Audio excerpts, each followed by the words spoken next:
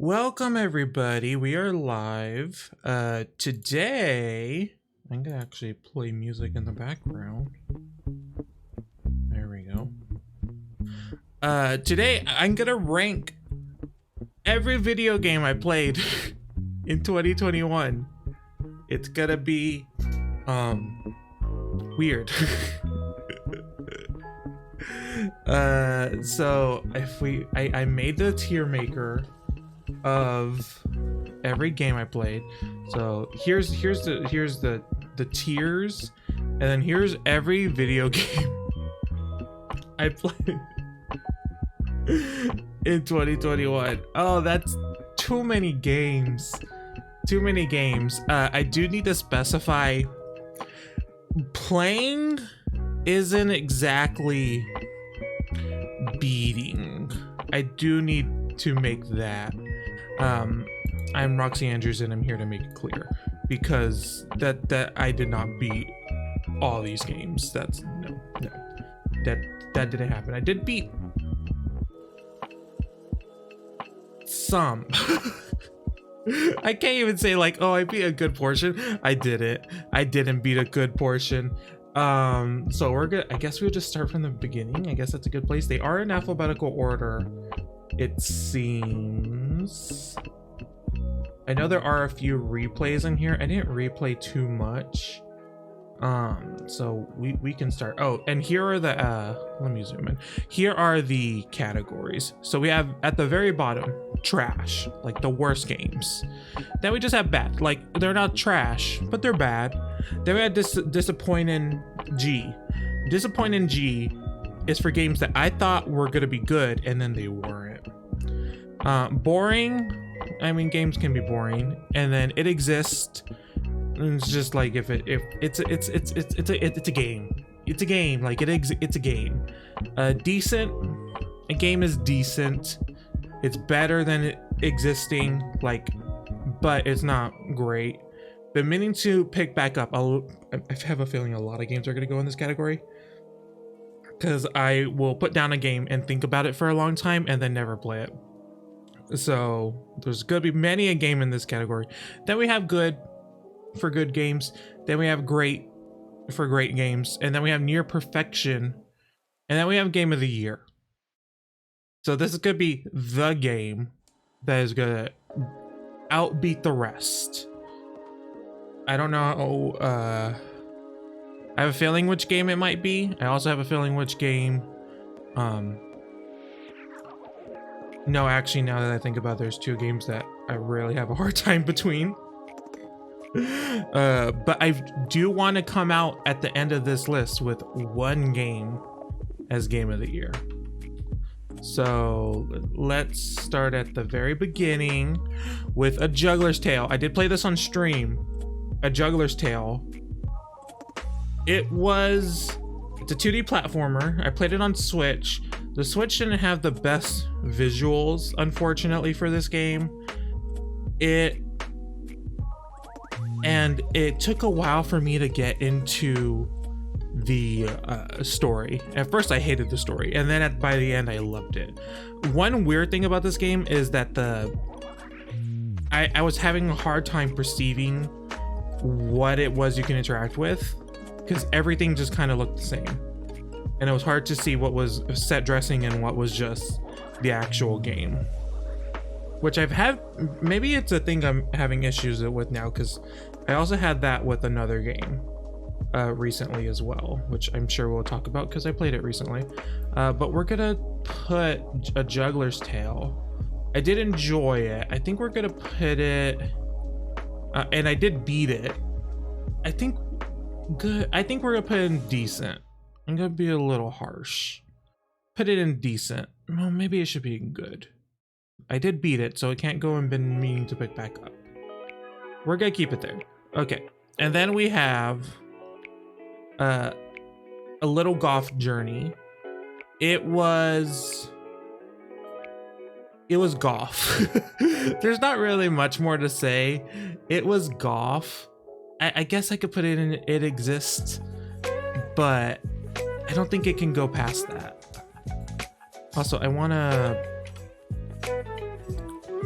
turn down the music a little bit. Music is distracting me.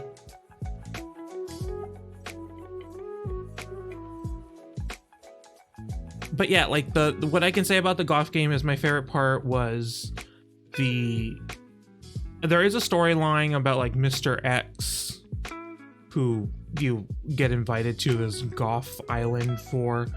I didn't care about that. It didn't hold my interest enough to continue playing. And my favorite part was the part where there were collectibles that weren't putting the ball in the hole. That was my favorite part. So my favorite part was not the actual golfing parts. Okay, let's go down to what was this called? A night of the I can't read that. A night at the races. That's what it was called. A night at the races. What was the night at the races? It was a 2D platformer with this like dystopian storyline, and you downloaded a game off the internet, and then there was like everyone was dying. It was weird. The 2D platforming elements got really difficult really quickly. I don't normally despise that, but it was very sudden curve of difficulty, and you were able to skip it, so I did see the entirety of the storyline. It didn't make sense, and it wasn't satisfying, and I don't know what was happening, and I still don't know. So I'm gonna put it in it exists. It wasn't bad, but it just had its issues. I didn't walk away from that one going, oh, that was good. That was good. I didn't walk away from that one. Next we have Agalos. Okay, this was a good one. This was a good one. It's 2D platformer in the vein of like a Zelda 2. You know, fight things and collect things and upgrade, and then you fight monsters. And then I forgot how it ends.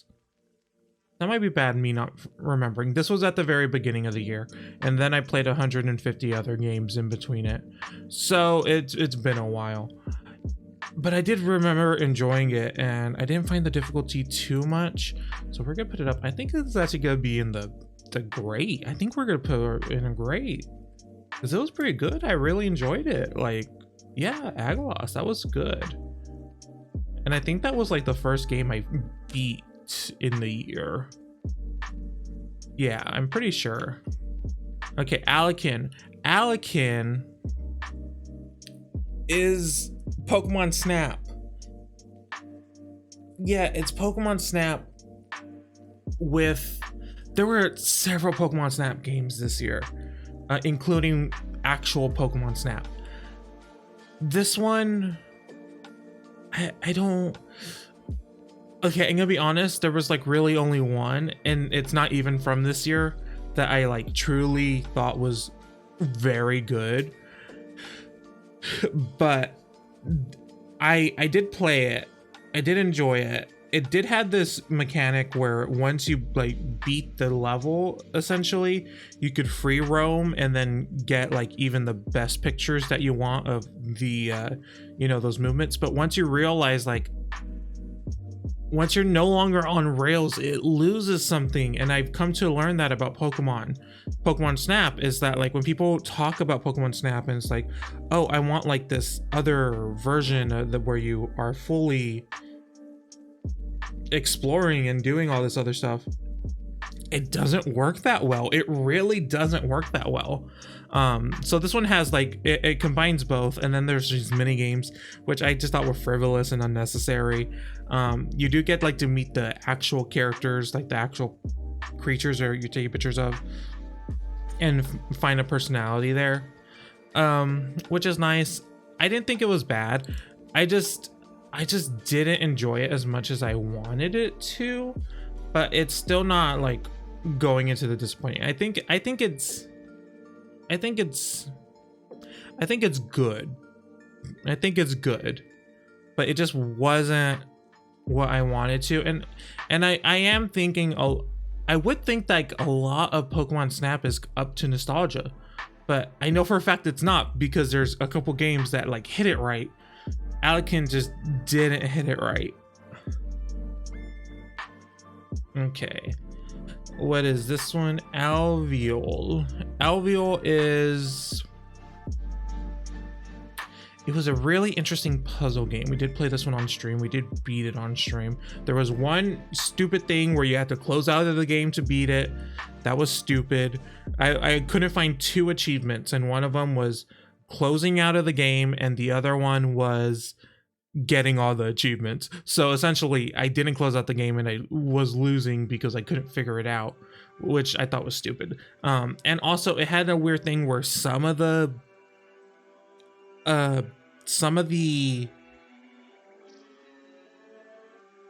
what am I trying to say?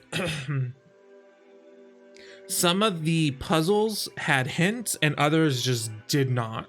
So you just kind of had to trial and error your way through it, which is fine, but also it's like, why didn't everything have a hint? I didn't understand. So we're gonna go up. I do think Alveol was good though. It was a good short experience. I have been enjoying shorter games lately because they stress me out less, because I can beat them in pretty much a single sitting, and I like that. I love that actually, because I do like beating games. It just happens so rarely. Okay, here we go. Alwa's Awakening. So Alwa's Awakening, Metroidvania. You can hit things with your staff, or you could create blocks or bubbles to traverse platforming. I've played the first one, and then I immediately played the second one after. I think I like the first one more. The first one had such a better sense of exploration than the second one. It just, like, you could explore and find secrets, and it didn't feel like a thing in the second one, which is unfortunate, because that was like one of my favorite parts. And of course, a lot of that wasn't on stream. We did beat it on stream, but yeah. And it also felt more difficult because the bosses in the second one were fairly easy, all things considering, and I kind of like the difficulty. And I was playing on easy mode with you collect these orbs and they make the bosses easier in the first one. So basically I started with all the bosses having half health, and it was still hard. But the second one, it was not as difficult. I think it was still good. I think visually it was an upgrade, but of course, because it went from the NES style to a 16-bit style, but the animations were exceptional. It was still good though. I don't think it was great, but it was still good. So that's where we're gonna put that one. What's this one? Anshi was boring. There's no other way around it. It was boring. It was a lot of walking through the desert with this. I can't even tell you what the narrative was. I remember there was a narrative. I can't tell you. I think it was about exploring an ancient, dilapidated civilization, but I just can't. It was so boring. It was just on a hoverboard in the desert. That's all it was. There was nothing to it. And it's like, I remember really wanting more out of this game. And not so much to put in disappointing. I just think it's boring. Like, plain and simple. That's what it is. Okay. Antin Ball. It's like if you combine Wario, like the Wario platformers, with Breakout. I had a really difficult time with this game. It was kind of hard for me to play, but I had a difficult time with this game. It wasn't for me. It's fine. It exists. I won't say it's bad because it's not bad, but I had a hard time with it. So I can't put it any higher. For me, it doesn't belong any higher. Apple Slash. I forgot about Apple Slash. Apple Slash was good. I love Apple Splash. Apple Slash. I remember something from Apple Slash and I'm like sad now. Apple Slash, it was another short experience, which I enjoy. I enjoy a short experience. You're an apple and you have a sword, and then you slash things. But you go through this and it's basically the apocalypse, and you meet different characters and different things happen to characters. And it ends with this idea of a continuation. I hope that continuation does happen. But I really enjoyed it. I thought it was good. I thought it was a good time. But I'm remembering it now, and I got really sad. I got really sad. Okay, this is art school. Ugh, art school. Art school, I didn't like it. I saw it a lot and I just didn't care for how it was presented and what it was saying. I couldn't tell what it was saying. That was probably one thing. I couldn't tell what it was saying, and I couldn't really get a grasp on exactly what you're supposed to do. I'm gonna say it was bad. I'm gonna say it was really bad, and maybe it was something that I just didn't get. That is completely believable, but it was not a fun time for me personally. Yeah, I did not enjoy this game. All you would do is you would go around waiting for something, trying to collect things, but not really, because you couldn't tell if things were always there or they had to spawn there or what was happening. And then you would draw and it didn't seem to matter what you were drawing in connection to what the prompt was. So yeah, no. Okay, so this is Aspire. That's what we're currently playing, which makes it really weird to put a game we're currently playing on the list. I haven't finished it. I'm just gonna put it in been meaning to pick back up because I do need to finish it. It's gorgeous. I do like the characters we've met so far. I don't know where it's going story-wise. It's weird to talk about a game that we haven't beat yet. And the puzzles are good, so I don't really have an issue. I have been having this kind of sense of dread of the idea of playing it again, and I think it's just because when I first played it, I was sick and I wasn't allowing myself to see that I was sick. I was like tricking myself into thinking I was better, and then I didn't get better. So I think I played that game in a lot of discomfort, and I think I kind of pushed that discomfort onto this game. It didn't deserve that. It didn't deserve that discomfort because it's been pretty good so far. Astalon. This was I guess it's a Metroidvania. I feel like I did not even scratch the surface of this game. I think this game is also gonna go and been meaning to pick back up because I feel like I didn't scratch the surface.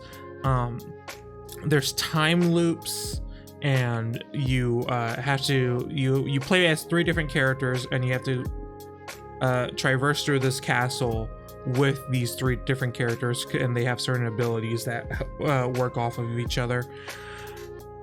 I can't tell you what happens. Like, I cannot tell you what happens besides, oh, there's a time loop where one of them is aware that there's a time loop, and all of them died at the very beginning of the game, and they have to keep that a secret for some reason. I feel like it didn't scratch the surface of this game, and I really should have picked it back up, but I just I don't know. I don't know why I didn't.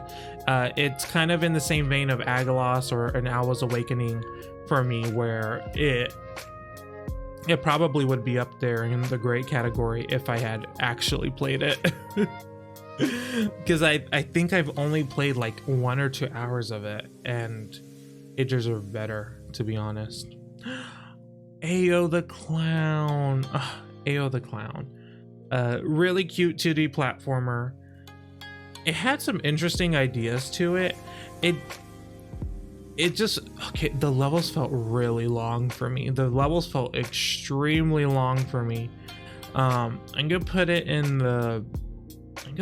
decent. I love me a clown. I feel like I would play any game with the clown. It's just the levels felt long, and there was some glitchiness, and it just didn't have this great sense of flow with a 2D platformer that I would want. Like I felt like I wanted more of it. It felt like AO was kind of slow in general, and there was a lot of stopping, which is, you know, if that's what the developer wants, that's fine. But it just, you gotta go with the bare minimum, which is Mario. You just gotta go with the bare minimum, which is Mario, and it didn't give that. So yeah, it's gonna go decent. It was still fun. I did enjoy it. I did like the characters. Well, actually, some of the characters were dicks, actually, now that I think about it. But yeah, that's AO the Clown. It was decent. Oh, Babel. Babel is just Crash Bandicoot. If Crash Bandicoot was a box, like a box that was Crash, it's literally what it is. There's like not even a difference, and there were some stupid puzzles. I hated it. Is it bad? It exists. It probably is. Well, it also was boring, but it was also really hard. I talked about this so many times. In fact, I think I talked about it when I played this. I don't like Crash Bandicoot. I've come to realize I don't enjoy Crash Bandicoot games. It's gonna put it bad. I don't enjoy it. I just did not enjoy playing Crash Bandicoot as an adult. And I come to realize, oh, all my nostalgia for Crash Bandicoot isn't really nostalgia for playing Crash Bandicoot. It's from advertisements, and it's from other people's nostalgia. It has nothing to do with me. So yeah, that game was something. What's this? Balance a lot. This trash. I'm kind of over these games that are like extremely difficult and frustrating, and they try to, you know, like, I don't know. I'm just like it, like that one game where you're the guy in the cauldron. I forget what that one's called, or anything like that. Like, I'm so over these, like they're functionally wrong on purpose. I'm over them. Like, I think they had their time. I'm done. Yeah, it's really difficult, and it wasn't fun. It just wasn't fun anymore. So I had to put that one in trash. It is not good. It's not good at all. So many games. Dogs are barking. Should I go check? I don't feel like checking. What was this? Oh, Beast of Marveland? Marvel or something. Beast of something. It was a Pokemon Snap. It was another Pokemon Snap this year, and it was not. I think some of the designs weren't that great or that interesting. I think it was trying to be grounded and mystical at the same time, and it kind of didn't work. It's decent. It's still a good game, but it's not. I don't think it's as good as Alikin, and if we're talking about video games in the same genre. This one did have a bit of a free roam, but it was a singular path, so you couldn't really explore too much besides, you know, this one path you're on. What I think it did great was that in each chapter there is one specific creature that you get attached to, and you see them a lot more, and you play with them. There's like this crocodile otter thing that is really cool. I think that was my favorite part of the game. Excuse me. I think that was my favorite part of the game, was the crocodile otter, because it had so much personality, and I thought the puzzles that you do with it were cool. But yeah, it's a lot. You take pictures of animals on a mystical island, and then you uncover things about your grandfather's past. It just, by the end I was like, let's just wrap this up. I think I'm done here, and I just was like, I'm gonna finish this, and then I did, and then I was done. I was done with that. So yeah. Behind the frame, I think I stopped playing like literally right before the final cutscene. Not on like I can't play this anymore. Like, I think I had just naturally decided, oh, I'm gonna stop, and then I looked at my playtime and how long the game is supposed to how long it's supposed to beat the game. I'm pretty sure I was at the very end. I'm like pretty confident in that. And if that's the case, then this game gets a worse rating than it did, because not because it's short, but because it didn't have enough build up to what it was, to what I think it's gonna try to say. Granted, it should go into the been meaning to pick back up. I'm still gonna put in the good. I think I can definitively say it's good. It could be in the great one though. It could be in the great category, but it was gorgeous. It had great art. It had a interesting way of showcasing that dynamic between the characters and the emotions going on. Some of the puzzles were frivolous, I do feel that, but I do think it was a good game thus far. If I, would open up Steam and actually just hit the button and then go, oh yeah, and then watch the credits. I'm like pretty sure that's what's gonna happen when I eventually open this game back up. It should go in the bid means pick back up, but I can definitively say it's in the good category.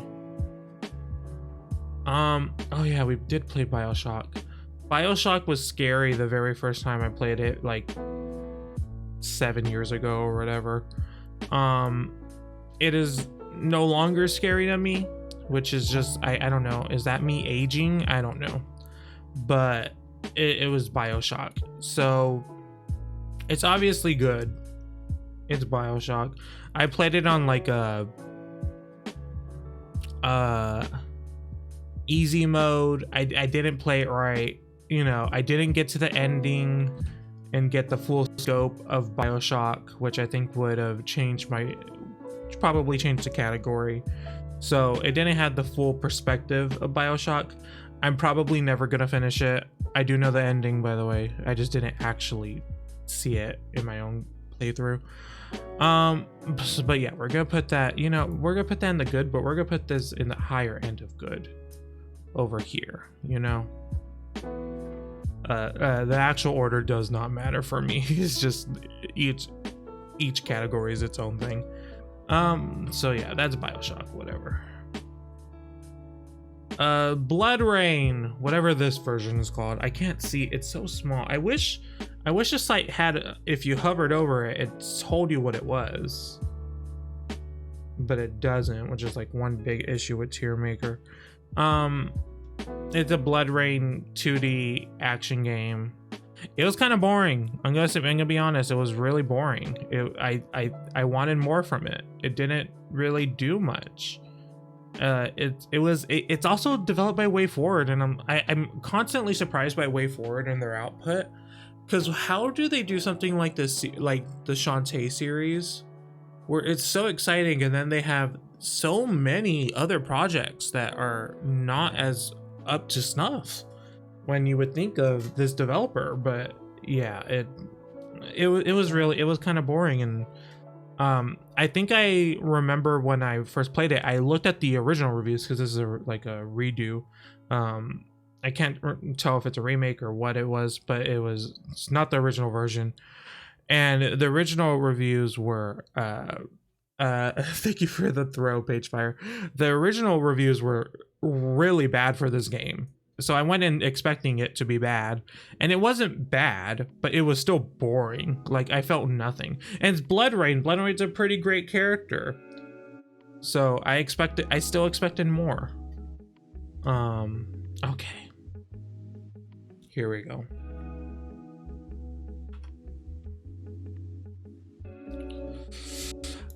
I'm pretty sure this is how it's gonna end.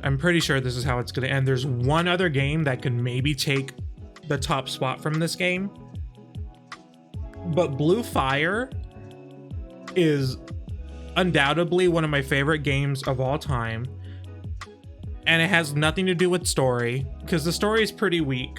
It has very little to do with environment, because a lot of the environments are the same. It has to do with the gameplay. This game was so much fun to play. This game, I literally love that I could just pick it up and just try. I love just traversing through the overworld, like not even through these little levels or anything, just through the overworld, and it was so much fun to play. I already love a 3D platformer, but add in a lot of hack and slash elements, and I just got so into it. And then they kept releasing free DLC, and now there's a level editor out. It's just like, to me, Blue Fire is the epitome. It is like, I love this game. I don't think enough people talk about this game.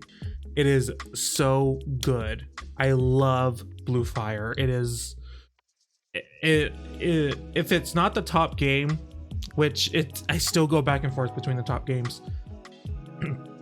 It's one of my favorite games of all time. Like, I love this game. I don't think people talk about it nearly enough. It was so good. Bonfire Peaks. Oh, this game did not have a good chance. It's a puzzle game that unfortunately I played in a very bad mood.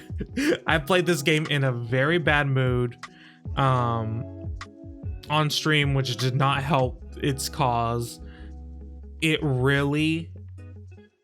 not bad. I can't say it's bad.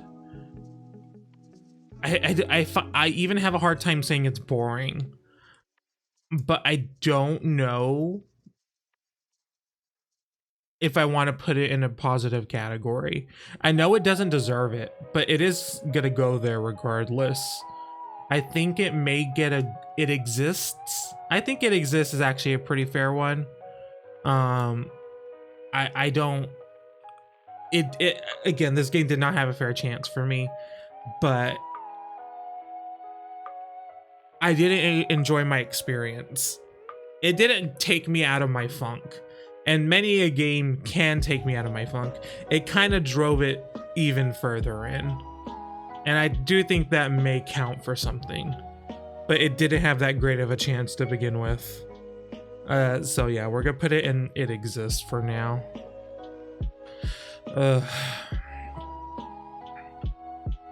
Button City. Okay, I think this one's gonna go into been meaning to pick back up. I do think it's gonna be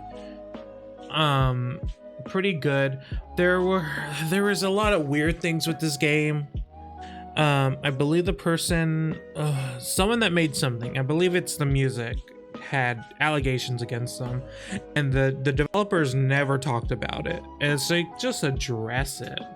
Please address it. I think most people understand that music is a very hard thing to do. The music is completely ingrained into this game, so it's not like an easy thing to get new music and have it work for the game as well as this is. I feel like a lot of the elements are actually built around the music, and there is a rhythm game in it, but besides that, so much of the game is the music. And they never addressed it, so that it felt weird to continue playing this game when they never did. I haven't checked in a while to see if eventually they addressed it, so I could be wrong. But that was a weird thing in general. But I thought the story was cute. It was very busted. It was glitchy. I glitched through some of the storyline, and it didn't detect many a thing. I'm pretty sure I have trouble with rhythm games, so I didn't play that rhythm game, but a lot of people online were telling me, oh, the rhythm game is busted anyways, so it doesn't even matter. So it like there were a lot of glitches off the gate also, and I do think they had patched those out by now, hopefully.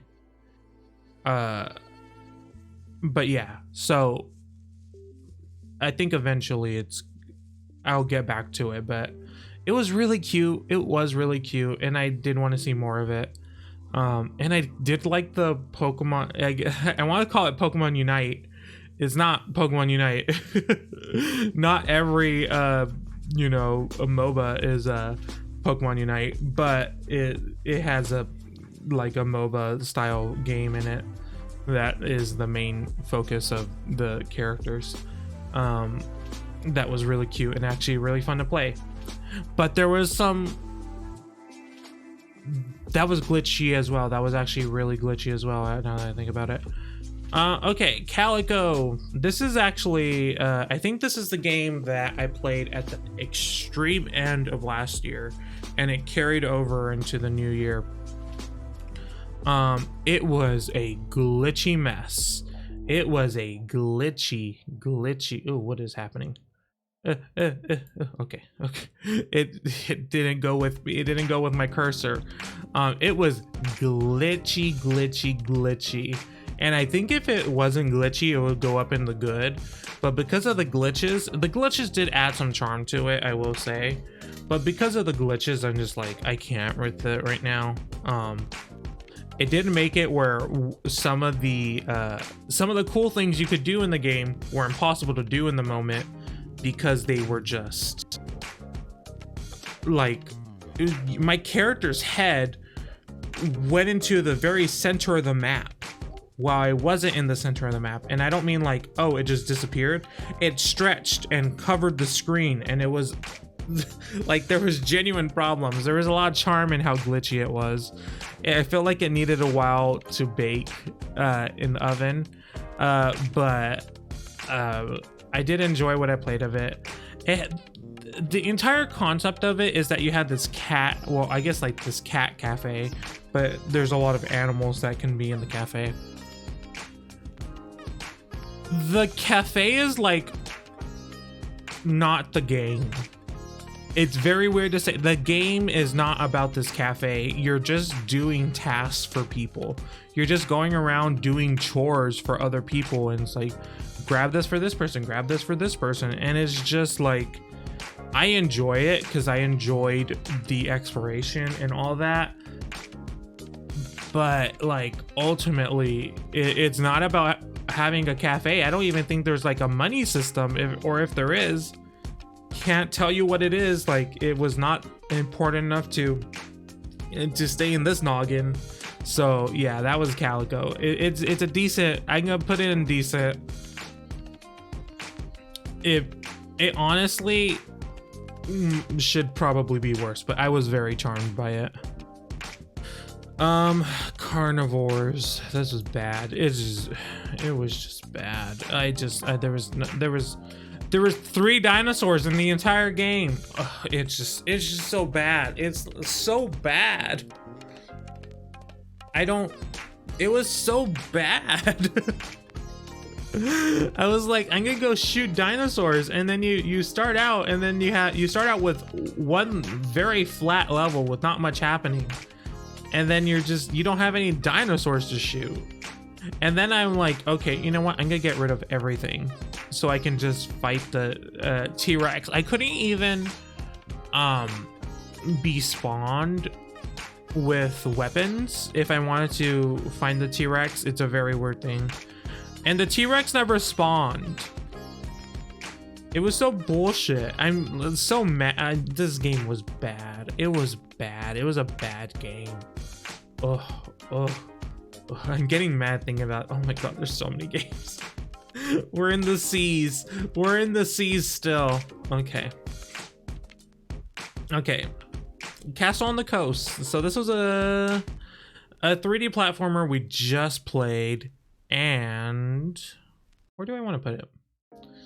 I don't know if it's gonna be in the great. Maybe I don't need a near perfection one.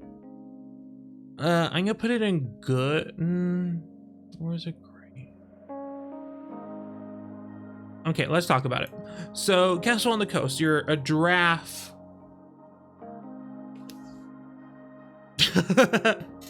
You're a giraffe. You're a giraffe who lands on this island with a castle, and there's wizard children, and there's the good wizard children and the bad wizard children.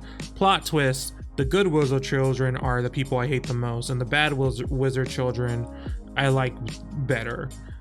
Because they're not bad people, but you know, whatever. I kind of wish they were, because a lot of the characters were annoying. The voice acting was weird. I kind of didn't like the voice acting. Apparently the voice acting comes from Fiverr, so that was a thing. It didn't make sense to me until I beat the game, and then in the credits it said this game was inspired by a children's hospital mascot.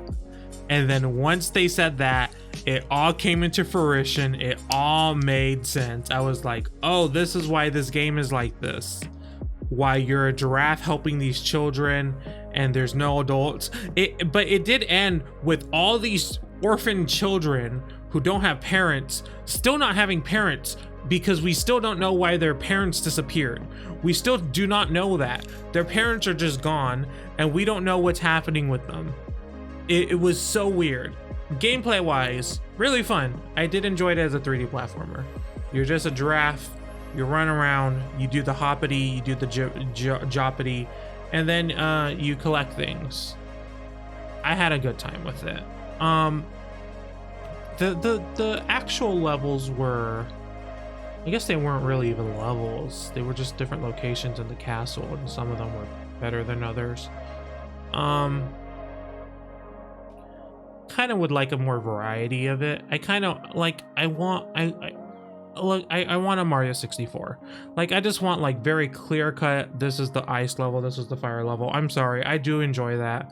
If you want to do like, even if you're like, oh, I want a little bit more spice to it, then do a Banjo-Kazooie. They like it, like it, just do something. I just want more clear cut.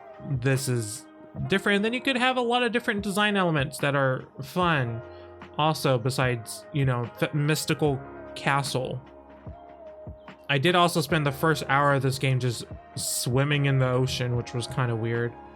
But yeah, that was Castle on the Coast. We did play that recently. We did beat it in one stream. Yeah. Cat lateral damage. It exists. I mean, it's kind of a meme fodder game. I mean, it literally started out as like this time attack cat game. You didn't really have many objectives when it first released, but this was the meowstered version. You did have objectives. It was kind of difficult, and it felt like, oh yeah, I'm not gonna actually make it to my how many points or damage I need to how much what I'm actually capable of doing. And then you get like the super jump, and then it becomes extremely easy. It's still entertaining, but it's a meme. It's memes. I think this is like the latest game I played. Chameleon Neon. Chameleon. It's a weird title. You're it's a runner where you're on a wire, and then you can jump, and there's gravity. The gravity is weird. It didn't grab it. I'm gonna put in the it exists also. The it exists might just get a lot this time. It's me trying not to be mean. It was fine. It's a runner game. You do the jumpities, but then then it gets kind kind of complicated because rounded corners have this weird gravity to it, and if you do a weird jump off a rounded corner, you may just go flying off into oblivion. And then if there's a circle, then of course that has its own gravity, like Mario Galaxy or something. But the gravity just feels weird. It doesn't do it like you would like. Everything has the same gravity though, so it's not like you get pulled into the other. You have to actively touch the other line to seemingly, you know, be connected to that one. So it's not like a normal gravity game, and I have played many games that have 2D games that have like a gravity system to it. This one is just like, yeah, there's like not. Can we not have this? Oh, the alarm clock in that song just triggered me. So yeah, that's weird. And then you have this mechanic of you can activate and deactivate a line by the press of a button.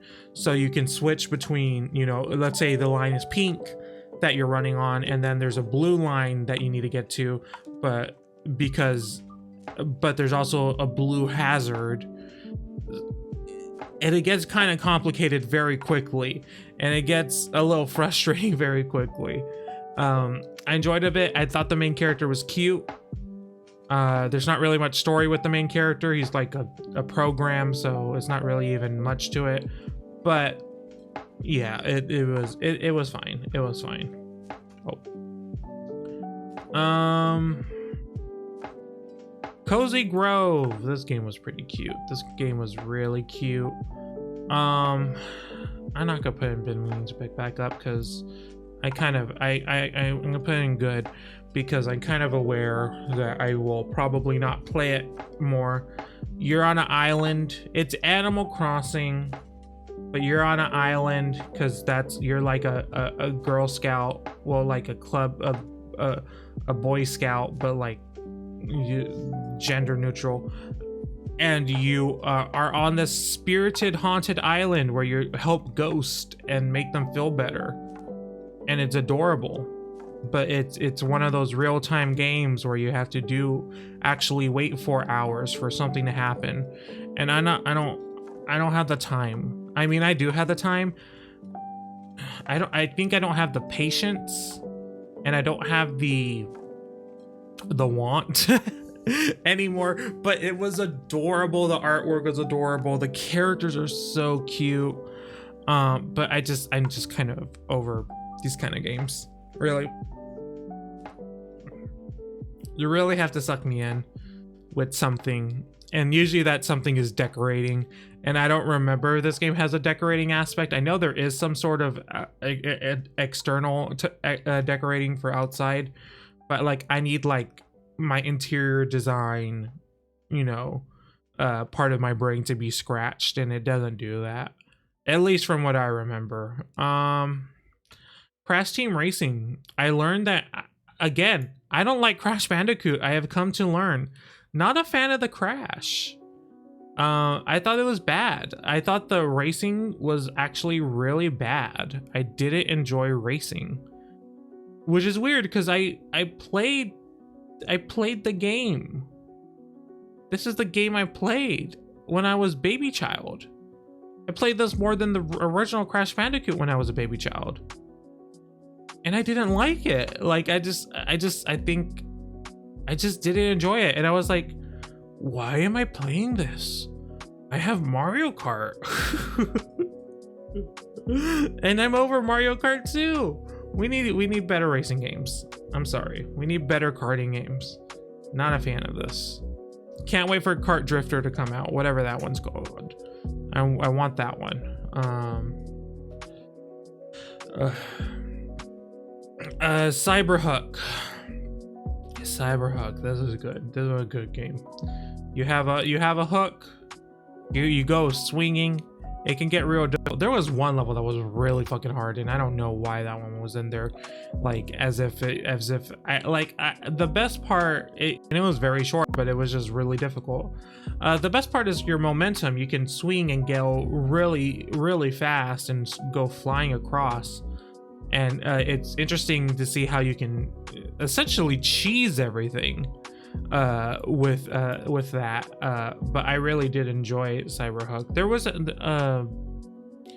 There's another game called like Valiant Swing or something, which is like what's that aesthetic called when it's like a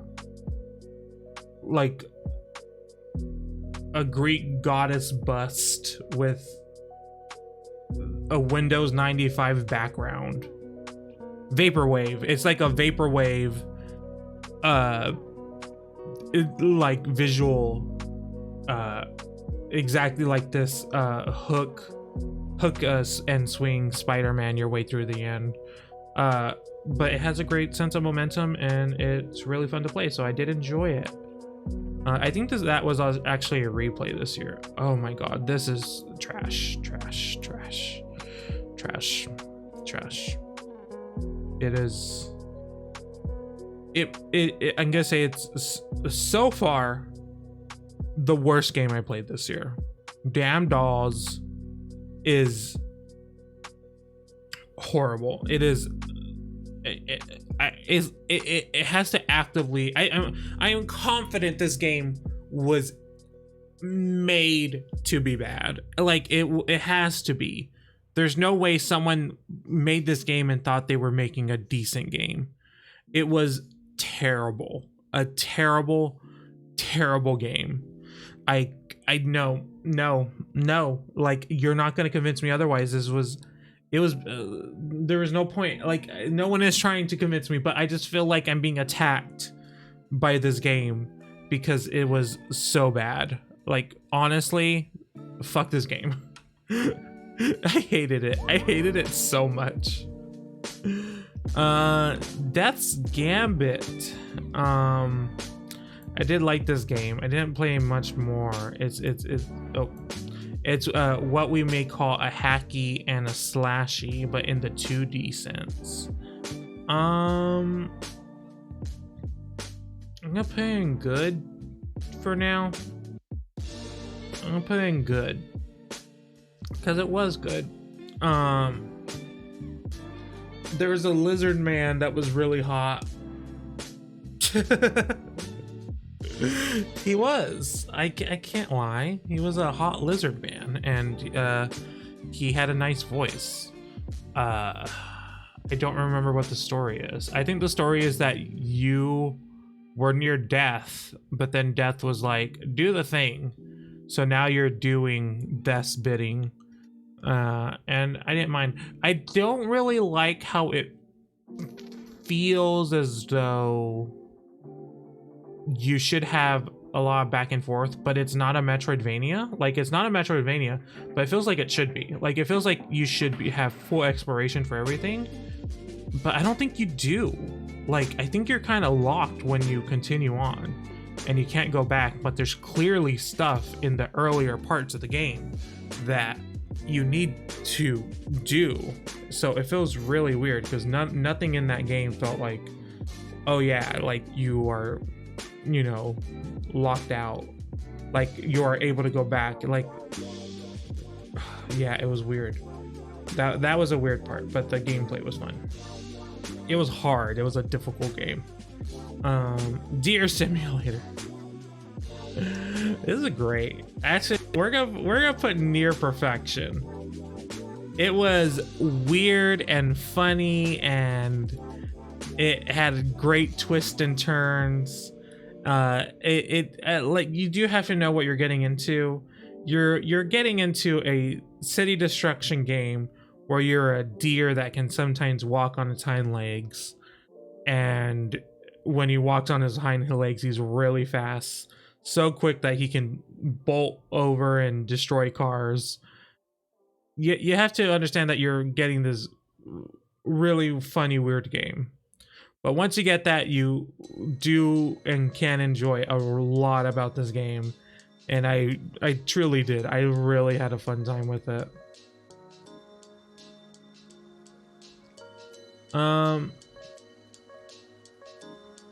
Pocket Island. This is a game I played recently. It was decent.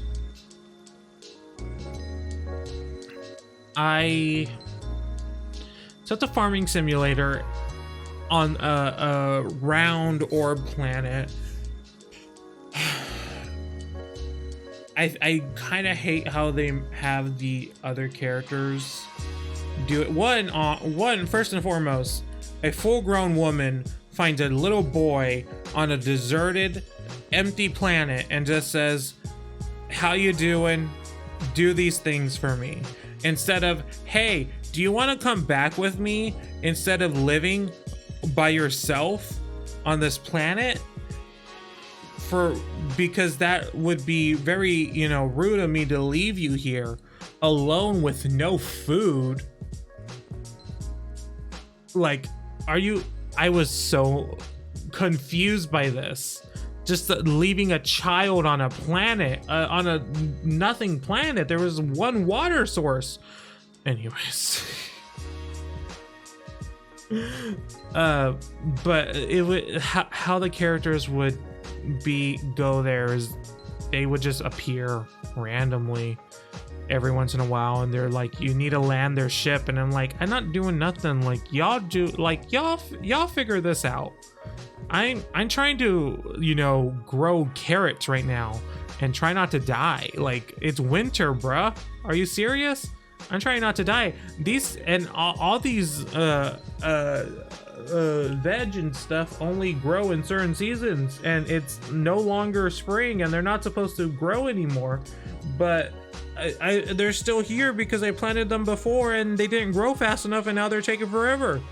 Ugh, anyways, it was a fun. I mean, as a farming simulator goes, I did really enjoy it. I did play it a lot, actually. But I don't think there was really anything too cool or interesting about it, more so than I would say like most farming simulators. But overall I did enjoy it. D-Spot's game. I did like the guy with the loaf of bread. Wait, was it the guy with the loaf of bread? Was it a baguette? Did I make that up? Was it a frying pan? There was a man. It's a game where you create an army of people that are fighting these robots. And it's an auto battler. I'm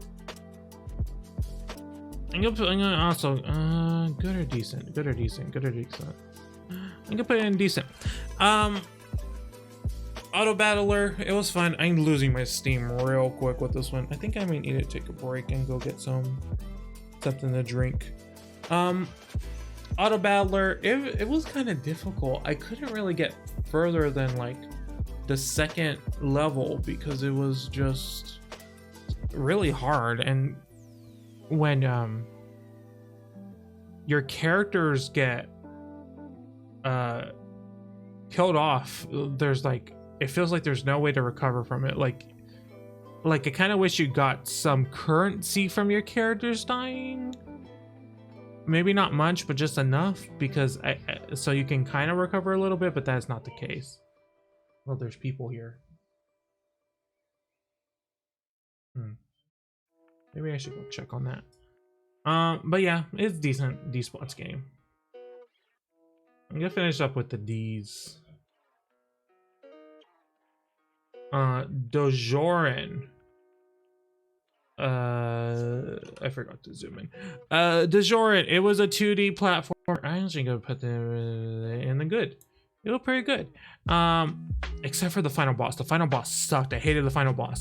It was so bad. The final boss, I never beat it because I hated the final boss.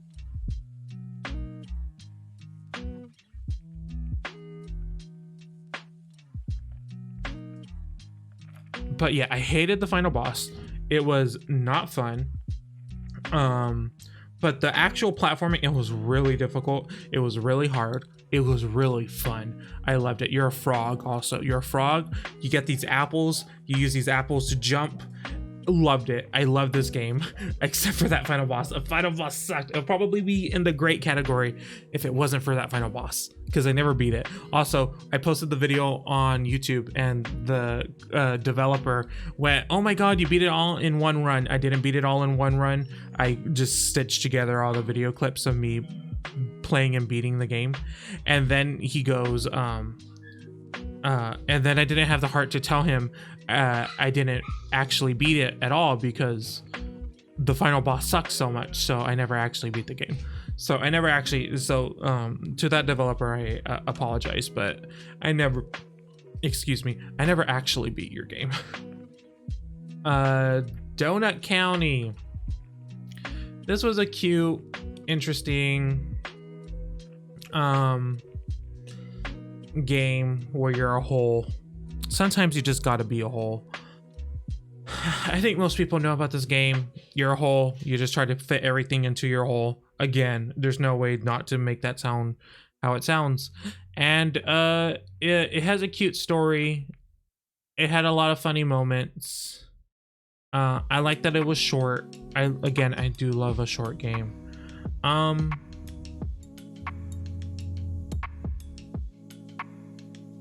There's really not much else to say though. It's Donut County. There's really not much more to say. Okay, Drizzle Path Deja Vu. This one, I have several holes. This was boring. We just played that recently. It was a walking sim with not much going on. There was one spooky part, but there was nothing going on. I can't tell you what its themes was. I can't tell you. I think it's a series. There's a lot of Drizzle Paths out there. I think this series is kind of necessary for it to look good. I played on Switch. It did not look good. It did not look good. And when it doesn't look good, hello Pebbles, welcome. I'm glad you can make it.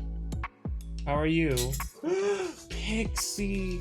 I've been blessed by Pixie's presence. I need to close this door.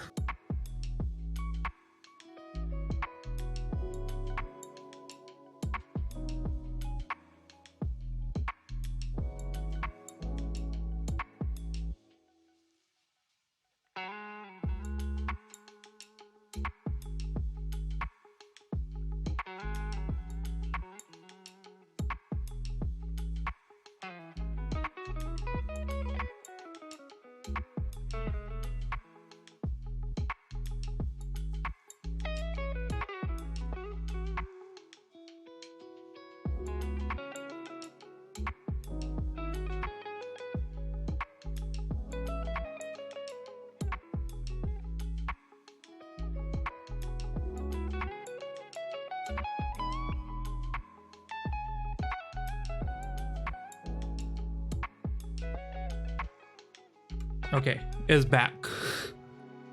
What game? Drizzle. It looked bad. It looked bad. Sorry about that. I don't have anything else to say about that. Eggy.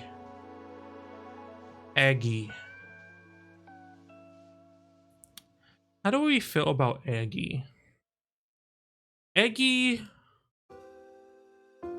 It exists. Maybe a little bit decent. I haven't been meaning to pick it back up. What was that? What was the other one that I thought was memey? Like it was just like a meme game. What was that other meme game?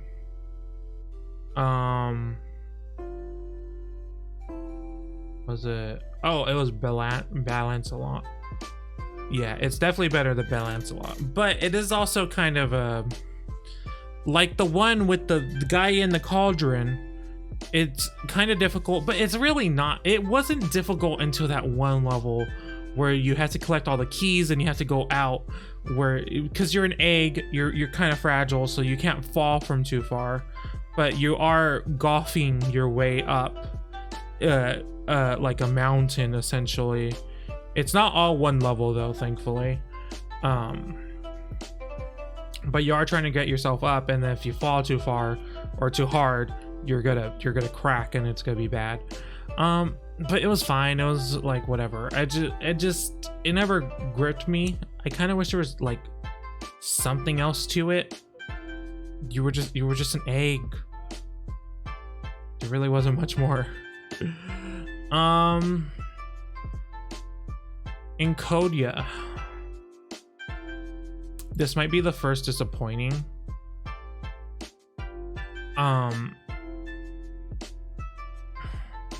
It's not.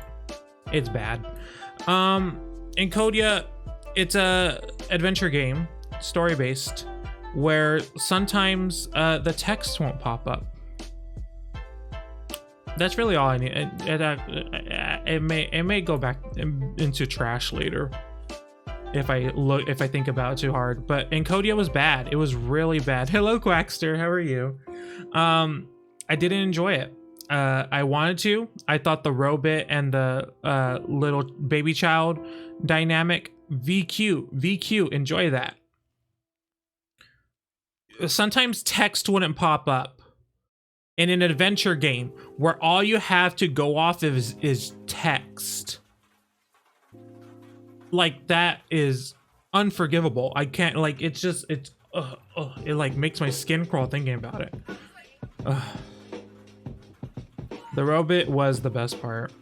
Okay, XO1, this one. So I enjoy me a good old ball game, and this is a ball game, but it's a ball game with like a soaring, flying part. It was a really interesting experience.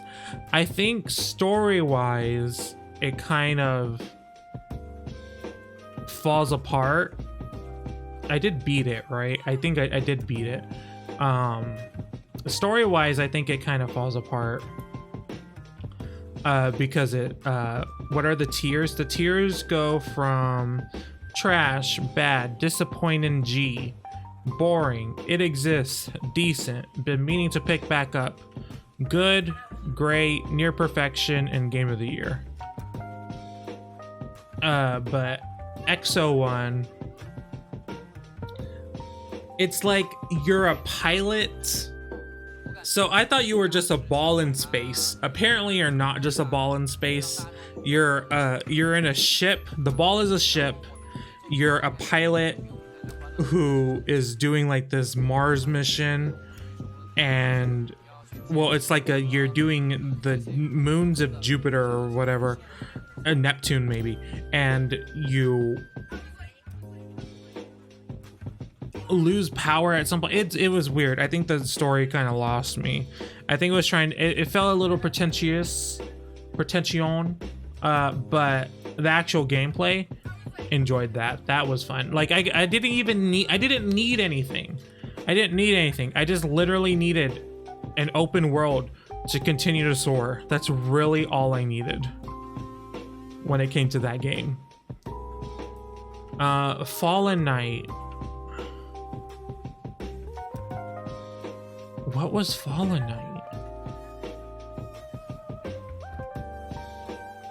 Fallen Knight. This game was bad. This game was bad. You're a knight, and it's a 2D platformer. It was not good. I don't know how else to explain it. It was just not a good game. There wasn't really much going on. That was kind of the issue. There wasn't much going on. There was nothing interesting about the combat or any of the characters or the environments or the visuals. I didn't care about this game whatsoever. There was really no redeeming factor about this game. This game was bad. Like, it wasn't even, I couldn't even say it was boring. It wasn't boring. Like, it felt like it was a 60% done game. Like, it felt like they were on the right track and then they just released it. Like, you know, it was bad. It was a bad game.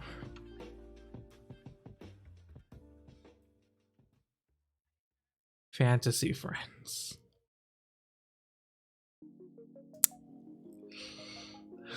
I mean, game of the year. Let's talk about Fantasy Friends 1.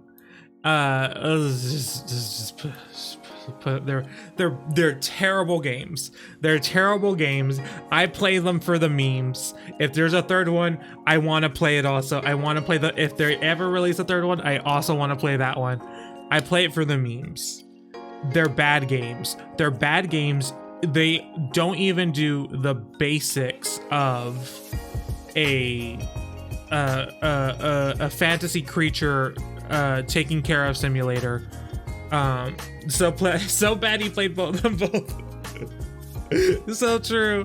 They're just I can't believe this is a game that the idea I want you to know there are physical releases of this game, which tells me someone's grandparents bought their children this game thinking it was going to entertain them. There was nothing you could do. This game was basically nothing. I feel like the second one kind of had some improvements where they had like a little bit different variation in minigame when it came to each individual pet, but the pets were set in stone. You couldn't customize a pet at all. I mean, you could with like stupid outfits that were all the same for every character, but which is like great when you have a fish and then you have a dragon over there and they can wear the same beanie. But like they're so bad. They're so bad. And also a lot of the pets aren't even cute. They're not even cute. So there's like no redeeming factor to this game. Ugh. Fantasy Friends. It was so bad. And yes, I did play both of them. And if there's a third one, I will be playing that one too. Okay. Okay. I think sometimes we're allowed to like trash. Objectively, I can say this game is trash. It's a bad game. It's a really bad game. I can say that. I can say this game is trash. It's a bad, bad, bad game. Farm for Your Life. I spent so much time in this game.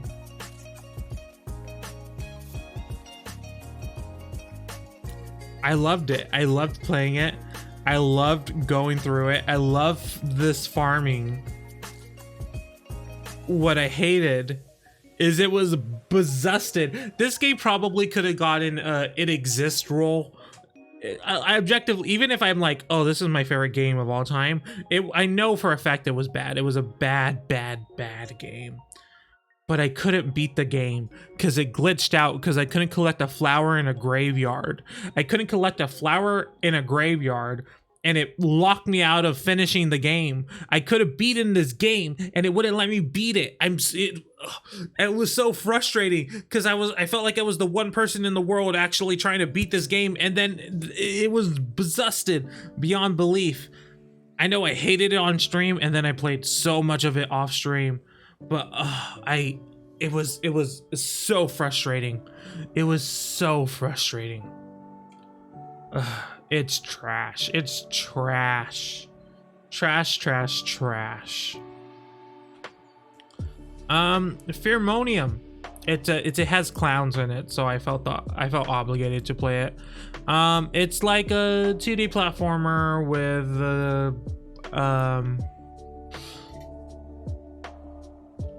you're a clown in this boy's fears and memories and stuff, and he fears clowns and he thinks it's stupid that he fears clowns because he's an edgy teenager trying to, you know, be cool.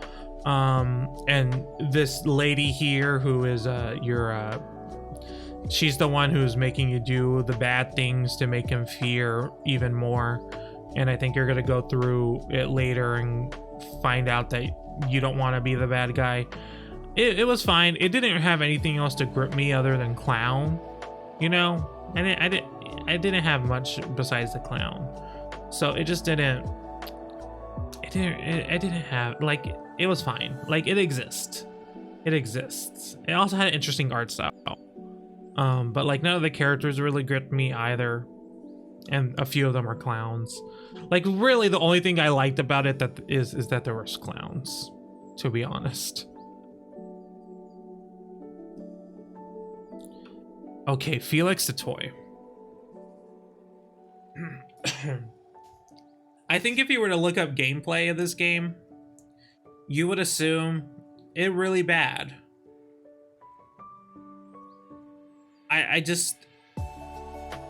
This game, I have a soft spot for this game. I have such a soft spot for this little toy game with such a weird presentation of story. Where do I put it? Do I dare say it's good? I'm gonna put it in good. I enjoyed it. I enjoyed this game. It's a 3D platformer where you're a little box character with the obviously pasted on face and you run around collecting coins with your body on them for some reason. That's fine, and that's like it's fine, but what really sells it for me is the story.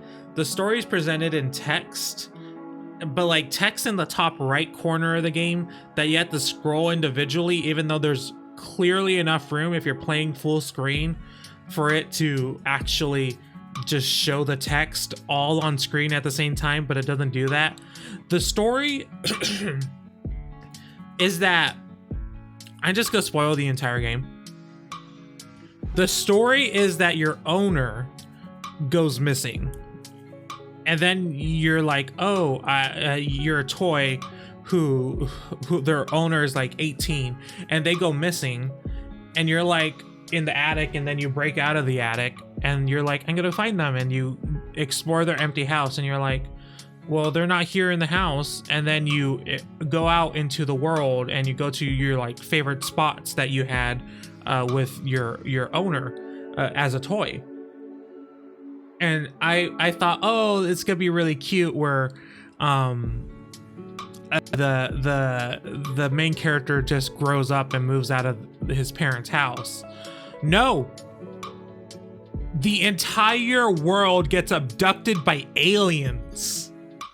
Actually abducted by aliens, and then they ascend into a higher being, and you as a toy are rewarded by the aliens for your, you know, commitment to look for your owner for some reason. But the aliens then don't just let the higher being version of your owner keep you or stay with you. Instead, the aliens take you, and there's a sequel, hints at a sequel, but in space now for some reason. I don't understand. I don't get it, but I love it. I love this idea that this toy who's like, oh, my owner's gone, I don't know what's happening, what's going on, and every rational person on this planet would go, oh, they're probably like off to college, like Toy Story, you know, they're off to college and they're gonna leave and blah blah blah. No, aliens abducted the entire human civilization. That's what happens in this game, and I loved it. I loved it. I am feeling very unhinged now. That's Felix the toy. I'm gonna take a really quick break and get something to drink, and I'll come back because I am speaking a lot. But yeah, I'll be right back. I'm back. I also have food. It's brisket.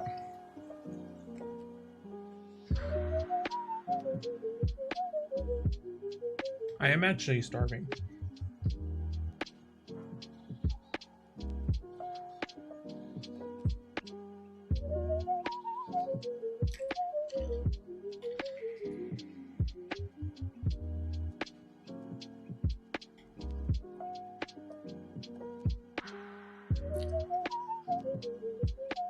No almond ASMR today. I'm sorry.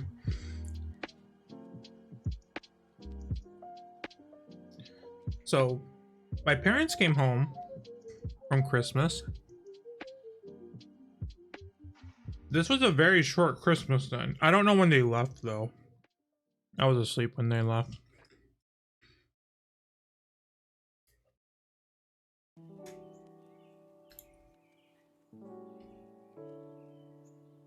Okay, what game are we on? Fire Tonight. That was straight people doing straight people things, wasn't it? If I remember correctly. I just want to eat.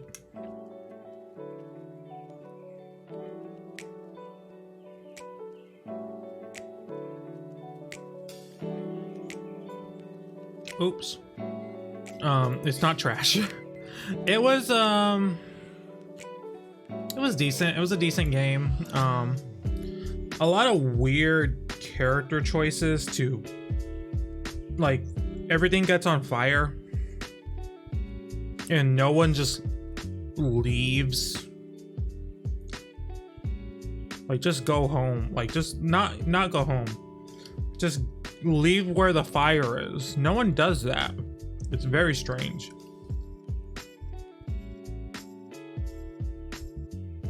But yeah, just like a puzzle game where you go through a city that has a lot of fire in it for some reason. They never explain why there's a lot of fire. The entire city's on fire and it's like just not like just leave, but like it's just weird choices. They escape on a boat. And does that mean like everyone else in the sea just burns up and dies? That's what it seems like. Speaking of fire, Fire Girl. I didn't hate this game as much as everyone else. A lot of people were expecting better of this game, as was I. It wasn't as bad as people say, in my opinion. But it's just not as... I think this game, what I wanted from this game wasn't like a roguelite, procedurally generated experience. I wanted levels in a 2D platformer where you use water as ammunition and a jetpack. That's how it was presented, and it is not what happens. You just go through levels of buildings that all look the same and all do the same thing. Putting out fires and saving people. You do have to, it has a lot of interesting stuff of you saving water. That's interesting, where you can't use too much water or you're gonna not be able to find people because you can't put out the fires in the way of getting to the people. But yeah, I think this game could have benefited from actually just being a 2D platformer where you save people and with like crafted levels.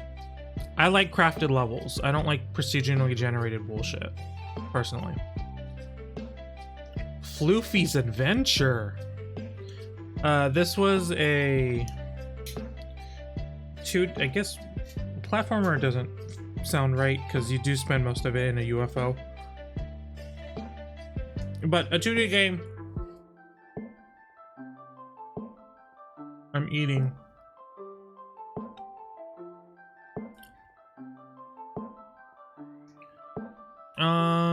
Open decent. 2D game. You're a cat.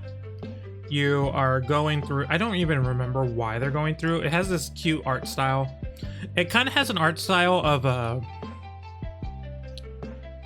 online pet game, like a Neopets, or what was that one on Facebook? Not on Facebook, on MySpace back in the day, where there was like this cute little pandas and stuff that you would collect and stuff.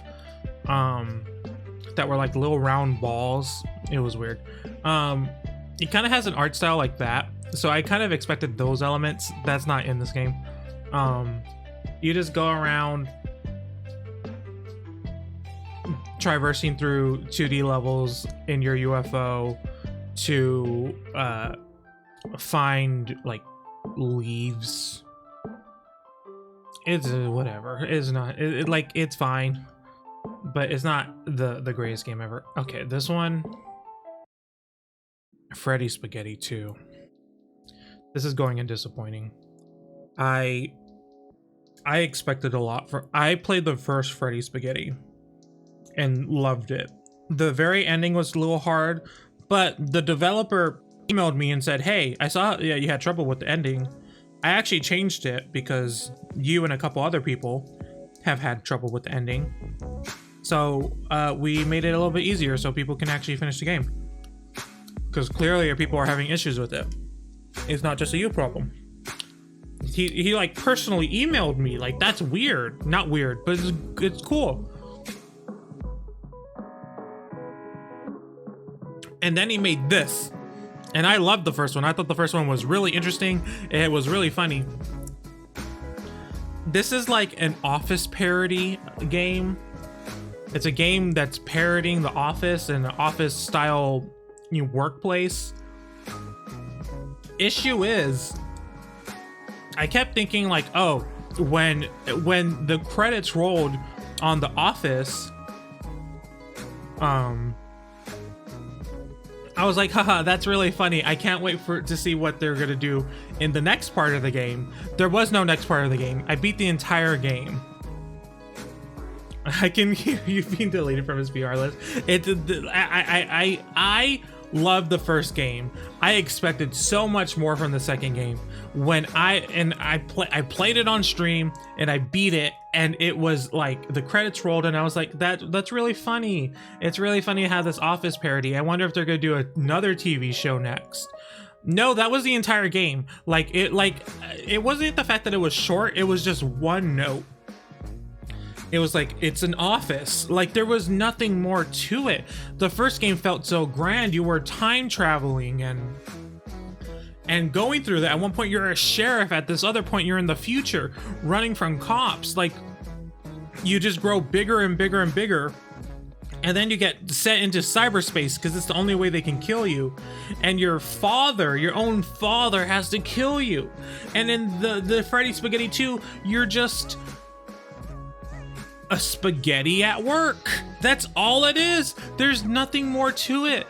There's no dynamic relationship or anything, and it's so disappointing that we got this. Like, it would have been like the first game had so many different sections. There was nothing to this game besides the Office stuff. It was so annoying. I need the drama, I need the camp. I just needed more. This game had nothing to it. Some of the levels were literally walk from the left side of the screen to the right side of the screen, and there was nothing more to it. Like, literally.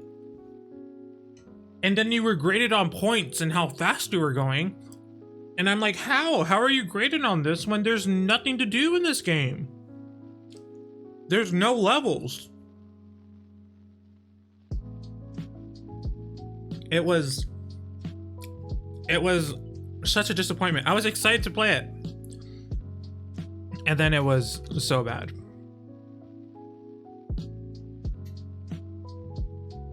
Garden Paws. This is a cat. It's capitalism, the game. I'm gonna put it. It exists. I'm gonna. You. Wait, am I thinking of the right one? That's the right one. You move into town because it's like it's the same story of all these, garden simulator bullshits. You move into town because your grandparents or your aunt or something is like, take over my shop. So you do. And you have to like shop and do these chores for the townsfolk, and you explore the wilderness and all that.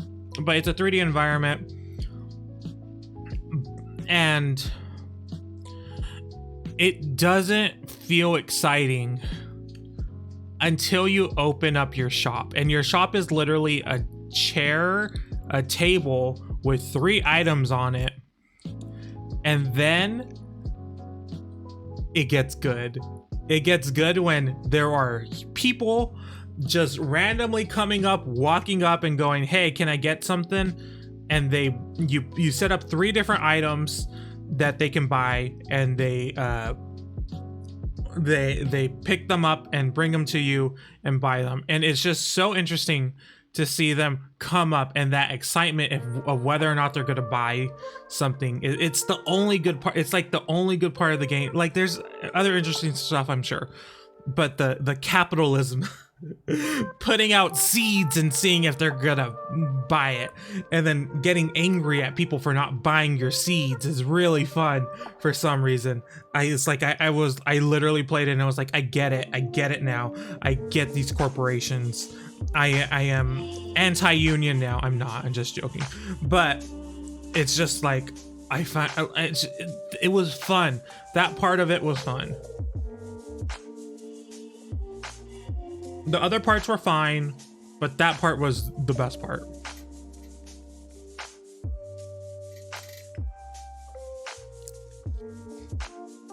Jelly Break Deluxe. This is going and been meaning to pick back up, as will the next one. This is I guess it's a 3D platformer where you have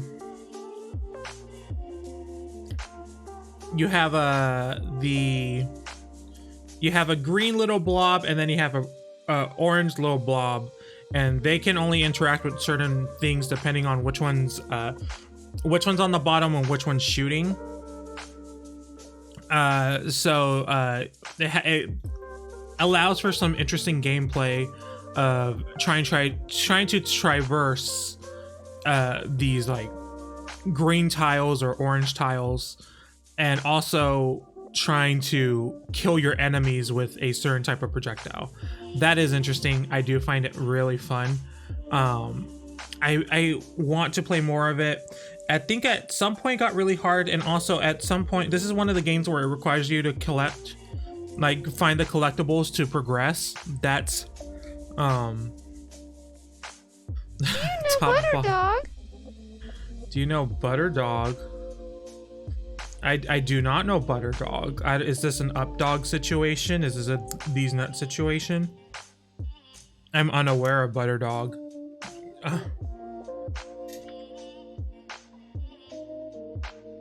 But we do. Well, they're verse, so they switch a lot. But yeah, it was a fun game. And I should play it again. I don't know why I didn't. I think I played this during the summer, so it got a little busy for me. Disappointed. Anyways, how are you, Bill? Also, how is everyone's Christmas? If you do celebrate Christmas, how's everyone's Christmas so far? I hope everyone's having a good Christmas. Glyph. This is also going and been meaning to pick back up. Let me take a bite of food first. I have brisket and rice. They also have potato salad, but I'm not... Okay, I'm gonna say something controversial. I don't like potato salad. I want mashed potatoes. I want some hot mashed potatoes.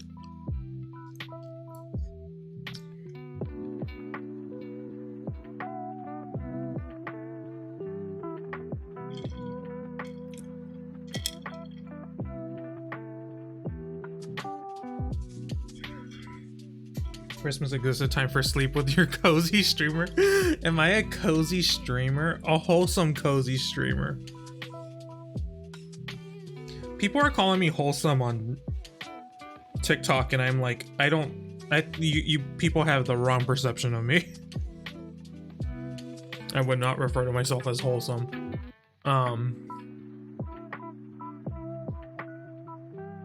Glyph, a ball game. Another game where you're a ball. It's a 3D platformer. You're a ball that's a bug that can also fly. Flying with balls, big mood.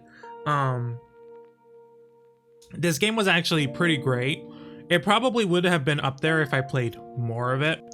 I only had one stream. A really weird thing did happen with it though, that kind of makes me not want to play it on stream at least, and that is I hate when you play games that have a speed run like element to it, because you do get people that are good at the game and are trying to explain the game to me as if I'm a baby child. Like this backseat gaming, but it's a little bit beyond backseat gaming. It's so condescending, where they're like, I'm a speedrunner, and it's like, if you're really a speedrunner for a game and you have any like time of note, you wouldn't be in my random ass stream telling me what to do. Like, please go on somewhere. Like, I have no time for you. It's so annoying. They explained the concept of a 3D platformer to me when they came into my stream. It was so condescending. Like, I hated it. Like, go on somewhere. I have no time for you. But anyways, Glyph was a really fun game. I do need to pick it back up. It is, God, I really been meaning to pick it up. But like, that interaction was so it left such a bad taste in my mouth. Like, it really did. It is me who is baby. Quaxer, you can be baby. You have to turn left. It's exactly like that. Like, that happened also. It's weird with these ball games. It's the games where you could be a ball. It happened when I played Claybook a long time ago, and this guy comes in and is like, oh, hey, I'm a speedrunner for this game. You should do this. It's like, it's just like, I'm playing a game casually. You could clearly tell I'm playing a game casually. Like, yeah, I want to beat it, but like, their advice is never useful, because their advice is always do this really weird trick, and it's like, I don't want to do a weird trick. I just want to play the game how it's meant to be played.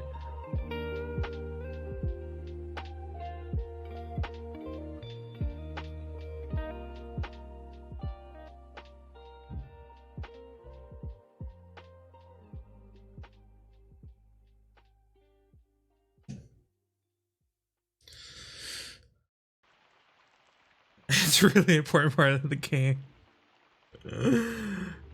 Yeah. And hello, Elliot. How are you? Yeah. Especially a game like this. Like, this game is... Like, this was a VR game that they finally got rid of the VR element for. So it had a lot of things stacked against it. And to have, like, a community for it is cool. But, like... Just let people Alt F4. That is exactly how you play every video game.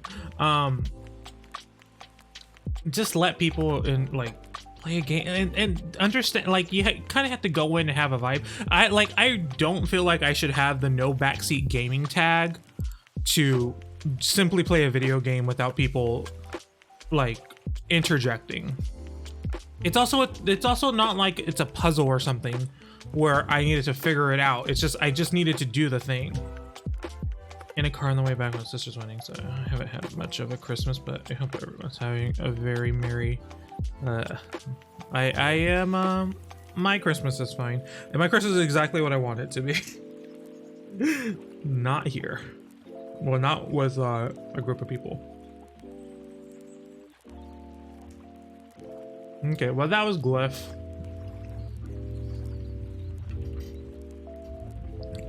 Oh, that got... Golf Club Wasteland. Let's bring that up to near perfection. It was a pretty amazing game, actually. I wasn't that great at the golf element, but the way it told its story. So it's a game where you're playing golf on the ruins of Earth, essentially.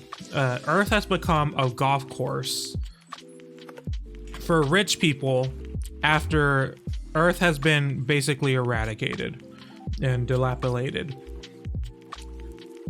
It is, which the commentary on that alone is just great. The story is told through people on the radio, the radio you're listening to while playing the game.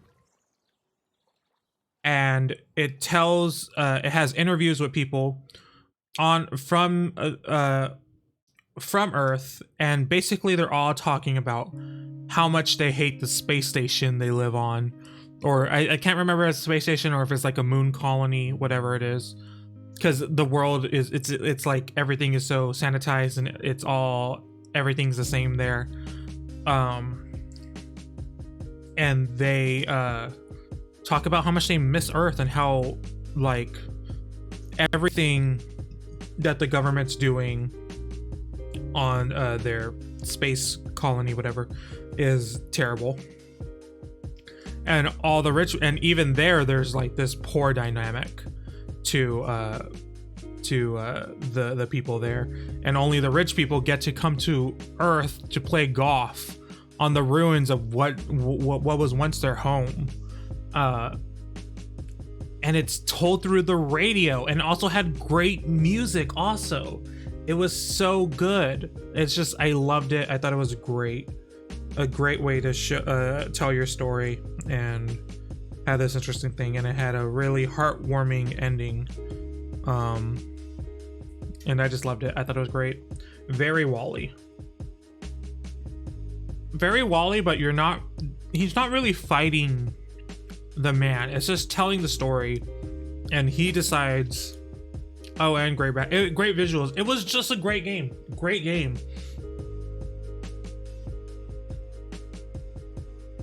All around. I loved it. It was a great game. Haven Park. I'm getting sad. This game made me sad. We're gonna put this in the great category. I'm very apprehensive to put games above the other, above good, huh?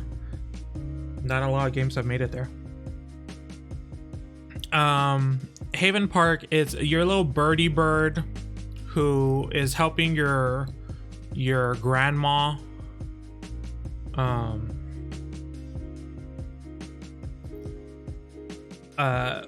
helping your grandma like upkeep her park, which is this big area, and you open up camps around to attract guests to and make them happy by adding different elements to there. But it's a lot of exploration, and it's a lot of just kind of exploring and collecting things to help you along the way of having a park open.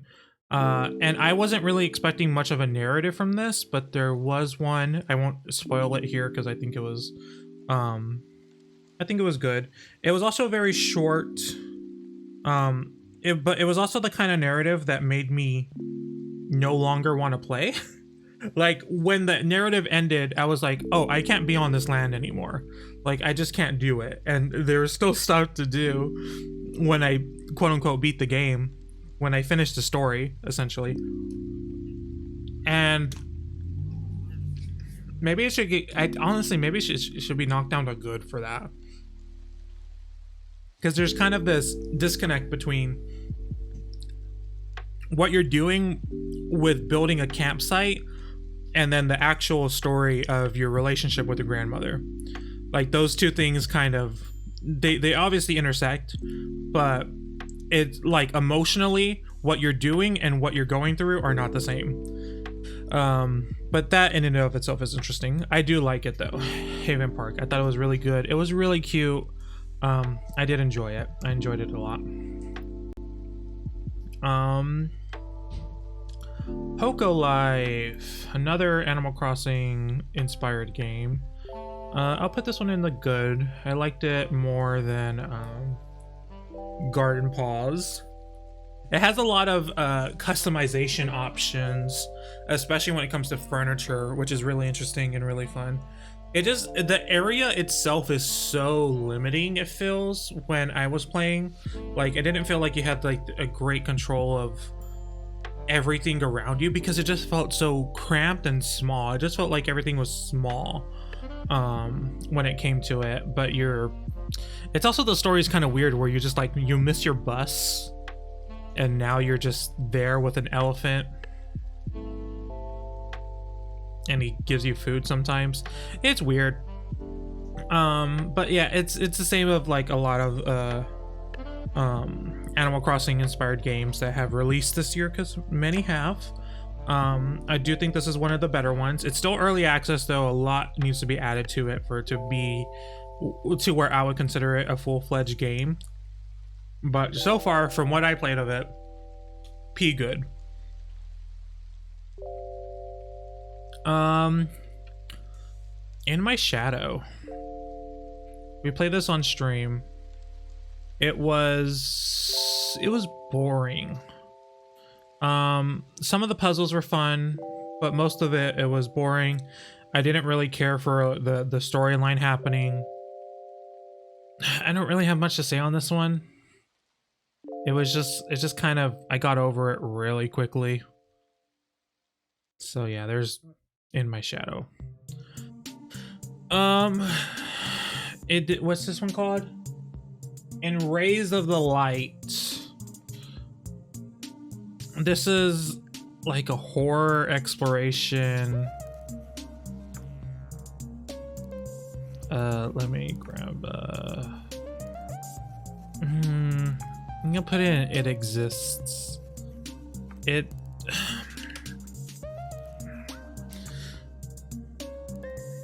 It's like, okay, there's nuclear fallout and you are in this abandoned school and you go through trying to discover and uncover what's happening. Then all of a sudden air raid sirens happen. I think by the end you have this idea that this is off through memory and not through what's actually happening. So it's a combination of the aftermath and then what is currently happening. It didn't do its scares very good, and it didn't do its psychological stuff very good. And it was on Switch, so visually it wasn't that good. I don't know why it's in It Exists when it could be in bad, but I did leave that game thinking, and I think that's worth something to bump it up a little bit, because I rather not forget that game. I rather have played it and taken what it was saying, but also I could have done it better.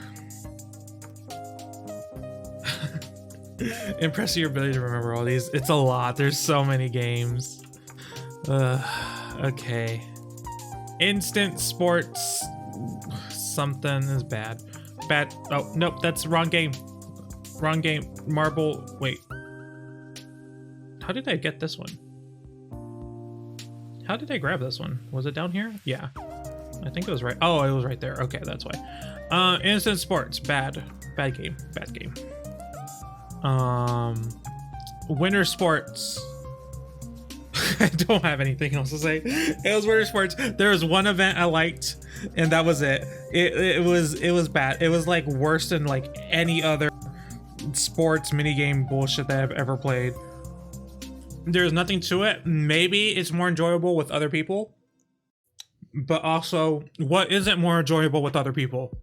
Every game ever. It was bad. There were 6 games.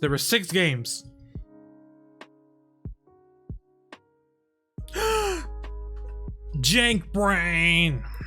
Jank Brain is going. It's going in the good. I know that's a little. That's kind of surprising because I love the Epic Dumpster Bear series. Epic Dumpster Bear is coming to Switch also January 6th. None of you have any excuses not to buy it unless you don't want to or you don't have the funds. That's understandable. But Epic Dumpster Bear 2 is coming to Nintendo Switch. I'm excited for it. I probably won't buy it myself because I already played it, but I do want to support it. So if I do have the funds, I will probably buy it because I love Epic Dumpster Bear, and I will hopefully they bring the first one also, and Jank Brain. Bring Jank Brain as well because it deserves it. It's a good game. It's a good game. It's not as good as Epic Dumpster Bear is. I mean, Epic Dumpster Bear is top tier game. You're fart phobic. Jank Brain I don't think had any farts, and also I don't think Epic Dumpster Bear did either. Not 2 didn't. The first one did. Epic Dumpster Bear 1 did, but 2 did not, if from what I remember. But yeah, Jank Brain, it's like a run and gun. You shoot things, you have a jetpack, you're a big brain. It's a really wild, weird story. You're an alien, you're on an alien planet, and there's a whole bunch of, there's just a alien species of brain people. You're the dumbest of the brain people, but the dumbest of the brain people is still supposed to be smarter than all of humanity, which is funny.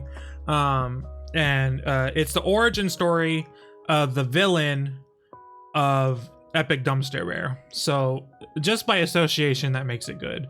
But yeah, it was fun. Fine, we had some fun with it. It just, to me, doesn't hit the flow of Epic Dumpster Bear, and that's what made Epic Dumpster Bear good, was that there was so much flow to it. Oh my god, my frames are dropping like nothing. Not Bioshock being just good. I think Bioshock was just good because it was, I didn't finish it, so I didn't get the full story. That was like that was one of the first ones I rated.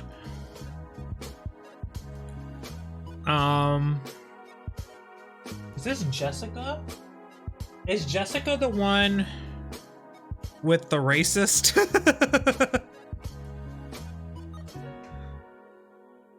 It might be the one with the racist. I'm pretty sure it's the one with the racist.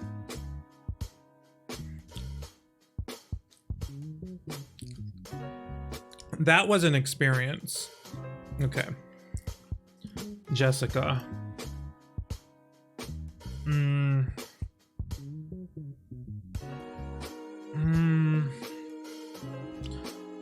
Great seems a little, it feels like it's in between great and good.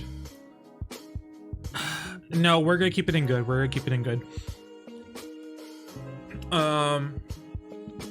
She really decides to be her worst self. I do like that happened. I do like that happened. It was hard to go through and watch it and have her say the things she was saying. How do I explain this game? It was you are hired by Jessica's father to go through her computer and figure out why she died, or possibly who killed her. And as you do that, you uncover her past. Never again. I will never play this game again. You uncover her past, and essentially she gets into a wrong crowd. She basically ends up a neo-Nazi, and there's a twist ending. I'm gonna be honest, I did not like that twist ending. I don't really know why that twist ending was necessary. And also, I did play it on the Switch. The Switch had a lot of trouble with the FMV elements of playing the videos, unfortunately. So I didn't get the full experience. Also, obviously, when you play on PC, you get the experience that, hey, you're actually on a Windows desktop looking through files and typing in stuff. You don't really get that experience on Switch. So I think my experience was worsened by being on Switch. But other than that, I think it was a good experience, and it was an interesting story that unfolds as you go through.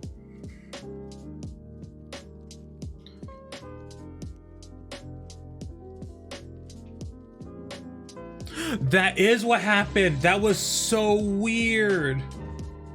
Oh my god, Elliot, I fully forgot about that.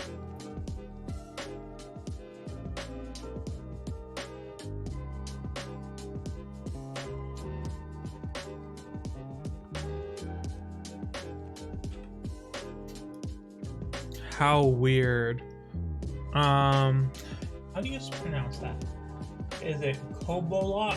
I think it's Cobalt. I need to look up and make sure this is the game I'm thinking. This is the only game I've looked up so far. Just to make sure. I played this on YouTube. The Jessica stream just had a weird aura about it all around, to be honest.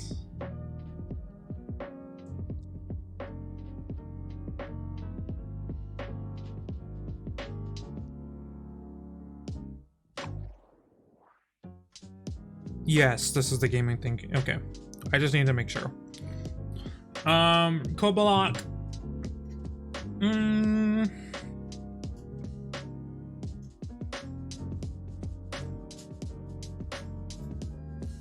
I'm gonna put it in boring. It's like a horror game. There just wasn't much happening. It's about being weird and like surreal. But there's also like, hey, put this stuff in the oven, but then it never let me finish that side quest, so I didn't feel like it. It's also the kind of game where you need to beat it like 6,000 times.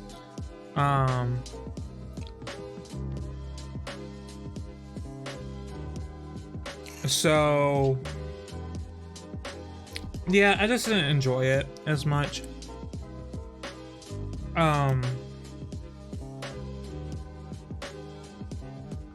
It just felt like haha random. Not haha random, but ooky spooky random.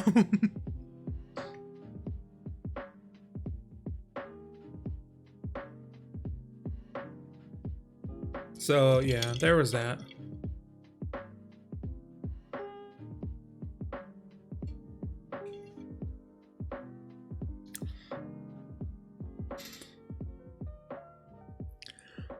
Oh, here we go. Little Nightmares. Let's do Little Nightmares 1 first. Yes, the Christmas lights will be gone. I don't have anything for New Year's either, so we're just gonna have a plain bubble. Little Nightmares. That is near perfection. It was a great game. Do I need to explain Little Nightmares? Little Nightmares was not death. The death count. Little Nightmares was great. I loved every moment of it. It had a great story. Really interesting world. I kind of got drew into the world. It was really hard researching this, like the world, without and simultaneously trying to avoid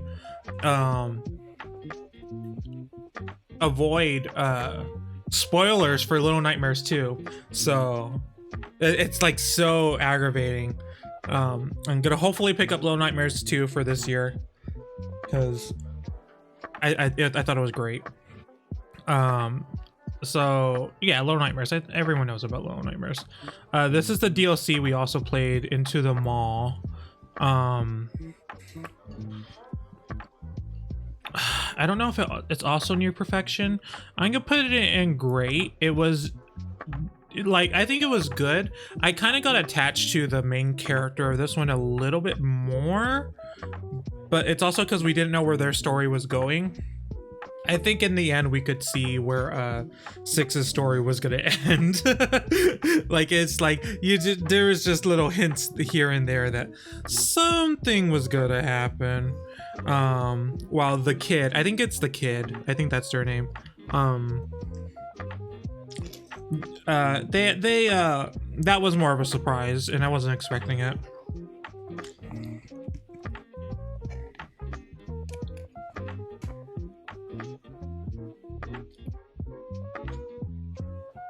Okay, finish my food.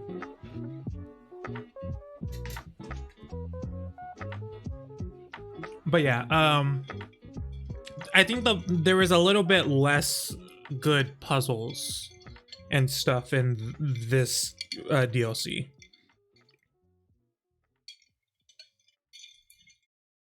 Compared to the first game.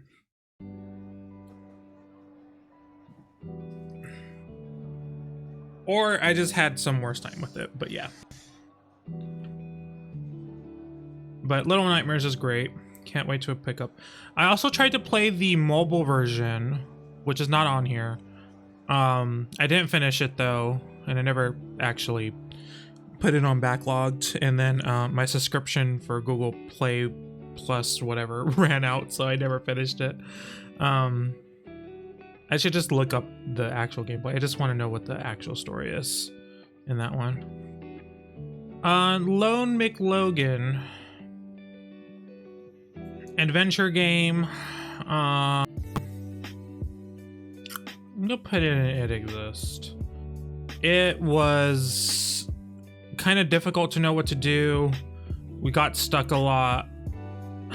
Actually, I'm gonna, just because it's my stupidity, I'm gonna put it in decent. Because it wasn't broken. No, it exists. It exists. Yeah, Lone McLogan, it exists. You're a cowboy. You know, you're trying to be the most wanted bandit, and then this other person becomes the most wanted, and you're trying to steal from them so you become the most wanted bandit. It just, yeah, it just wasn't. It was fine. It was fine. Like there wasn't essentially anything bad to it, but it wasn't that great. Lonely Mountains Downhill. I'm kind of losing steam. Lonely Mountains Downhill. Decent game. Really kind of hard. Really hard game where you're on a bike and you just try to go down a mountain. It's really hard. You can die easily. Don't bike, people. Biking is bad. You can die. I died a lot in this game. But yeah, it was actually it was kind of fun to play and go down a mountain. I don't think there's any storyline. I think it's just like you just exist, and then you're on a bike, and then you die a lot. What's this game called? Lost Ruins.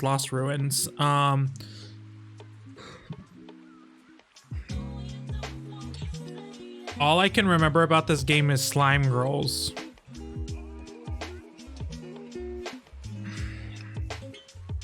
So you're a schoolgirl who gets transported to a different dimension, and there's this mage character who's like, oh, they tried to do an experiment on you, but you can not do it if you try to defeat them.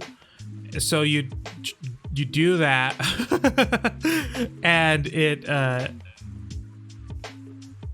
and then you find other schoolgirls who are mad at you for killing the monsters that are also anime girls, like slimes with boobs. I didn't finish it, but I thought the twist reveal was that the person trying to do the experiment is the mage, and she wants you to stop the other ones because the other ones were actually rebelling against you. So she tricked you. I'm pretty sure that's what's gonna happen. I should put it in been meaning to pick back up. But it was decent in gameplay. The story I just said was wild and contrived and weird, but the gameplay was decent, and I did have fun with it. But I have a feeling I'm not going to pick it back up because we already have like 5 games in here, and that's already too many, and I already have 20 on backlog that I need to play more. Love. It was the puzzle game that we played.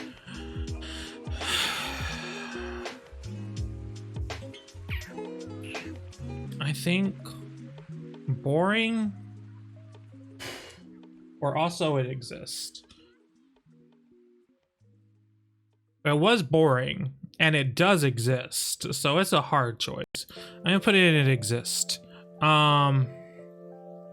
It was just a puzzle game where you go around going through windows, and then you of a building, and you find out their story, and there was some weird contrived things that didn't make sense either.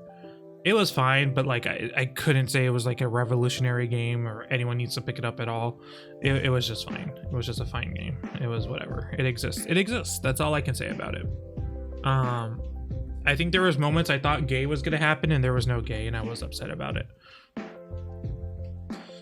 Oh my god, Lumo. Remember Lumo?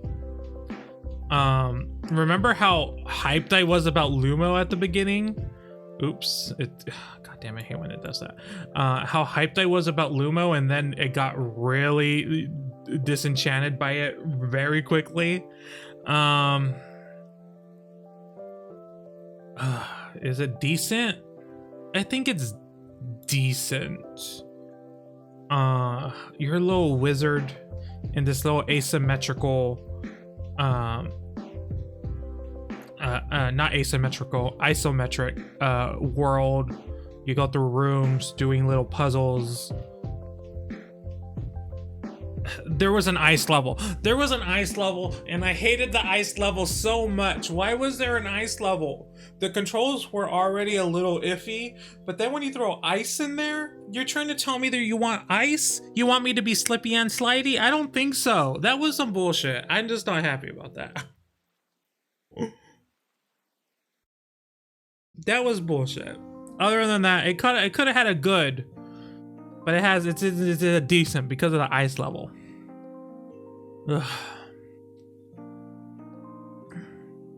MacBat 64. It is good. It's a good game. You're a little bat and you do a little thing. It's really short. I beat it in like half an hour.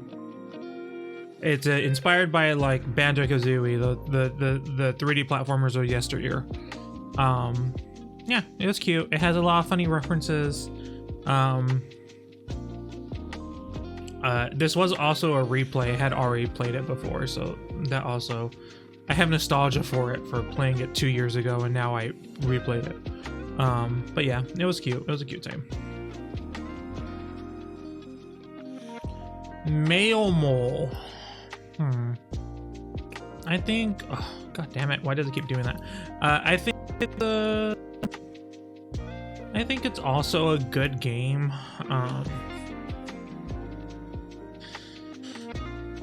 You're a mole.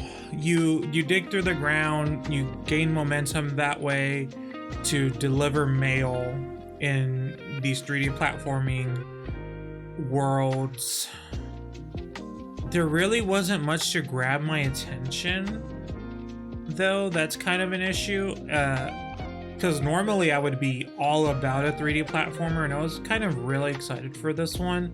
It didn't really meet the expectations that I wanted. Like, it could have been up there, but like I didn't really care for much of the characters, and also I don't like time. I don't like time, period, but I don't like 3D platformers that their thing is about speed running. I don't like that. Like, I think that could be a fun element to add to a game, but to have that be the game, it kind of is super frustrating, where you turn every level into a race with yourself. That's not really what I'm after when it comes to a 3D platformer, which is what Male Mole essentially is. And so yeah, it just adds a pressure that I don't need when I'm playing a game. If it was optional, that would be something where you didn't have an on-screen timer and stuff like that. I think that would be fine, but like to have that like be the game, it's not really what I'm about. Maneater. Disappointing game. I was excited to be a shark. It was extremely frustrating, extremely difficult. Every crocodile just ate the fuck out of me. I was so ready for this game. I had been ready for years, and then it gets ported to Switch, and it looked really bad, but I didn't care because I was gonna be a shark in the water. It wasn't good. Apparently the DLC is really good. I don't even like the way they implement the character there. It didn't feel like the storyline that I wanted it to also have. The trailers made it seem like you're gonna have this arch enemy the entire time, and you really don't have that. You have these times where you could build up like notoriety like it's GTA, and get like 5 stars on the by the cops, and you get these kind of charismatic shark hunters that are like these interesting characters, but then it just like, that's the only way like that's not how I should be introduced to these characters. I should be introduced to these characters not by being level 12 notoriety. It should be going through the actual story, but it just doesn't feel like there is one. I was really disappointed in this one because I was excited to be a shark, and you can be a shark, but it just didn't hit the way I thought it was gonna hit, to be honest. Marble Mage. This is like a super monkey ball with some timey-wimey slow down stuff. It's cute. It's super monkey ball. There's really not much to it. The levels are whatever. It's fine. I think I'm getting tired. We're only in M's. We're only halfway there, y'all. I think how much? 1, 2, 3, 4, 5.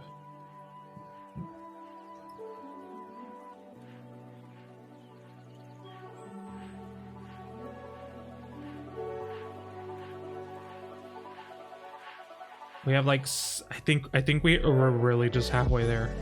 I think we have like 70 more to go. Okay, Marble Muse. This was bad game. It like Monkey Ball. You not really. It's like a mini game where you turn the entire world. It's like those Zelda, the Zelda levels where you traverse the entire thing to move a ball. It's like that, but bad. And this is like a time attack version of the one I wanted, and I already told you how much I hate the pressure of time attacks. Metallic Child. We play this on stream. Honestly, it was kind of boring. Like, I didn't think the characters were that interesting. The environments were all the same. It was the same robots fighting over and over again. You kind of had to play a lot to upgrade your weapons enough. It just kind of got boring. And I just like, I'm really over roguelites. Give me crafted levels. Give me like specific missions to do. Like, I'm tired of procedurally generated bullshit. I'm kind of really tired of it, actually. Like, some games can do it well, but not all games can do it well. Mighty Goose. You're a goose in a mech. Love that. It was pretty good. I didn't play too much of it. I have to be honest with myself with what's gonna go and been meaning to pick back up and what's not, because I know what I'm not gonna play again. Mighty Goose. It was 2D run and gun platformer. The bosses were kind of difficult. I remember that. The weapons were fun. The characters were fun too. It had great art style, and I think it also had great music. I can't really remember the music much, but yeah, you're a goose. It was we had to have a goose a year. I guess this was the goose.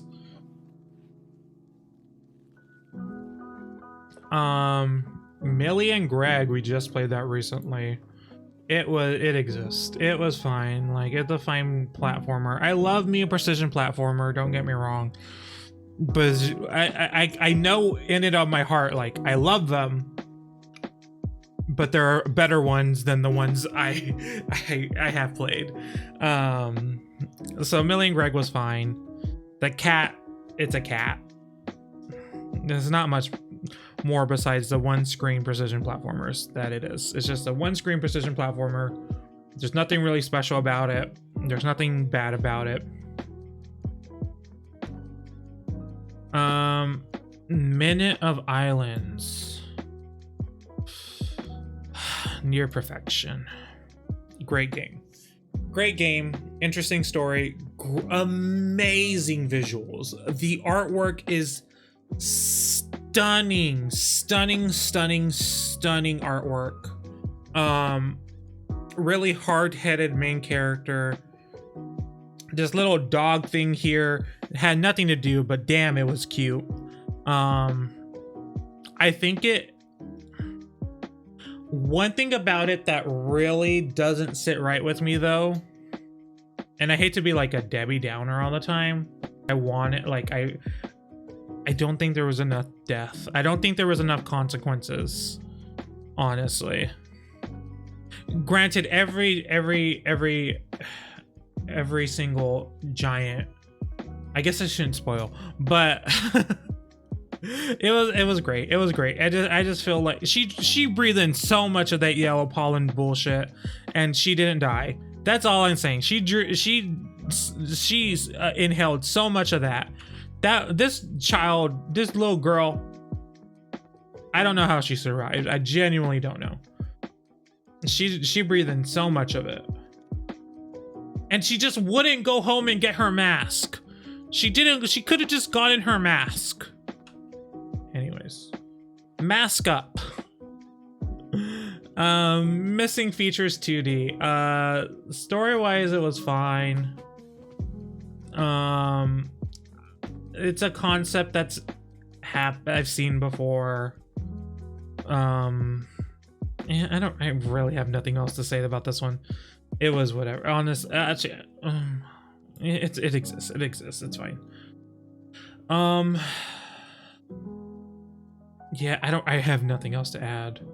Honestly, I'm gonna put it in the boring because I have nothing else to add. No, it exists. It exists. I'm trying to remember. It wasn't boring. It existed. There's not really much more to say. Moonglow Bay.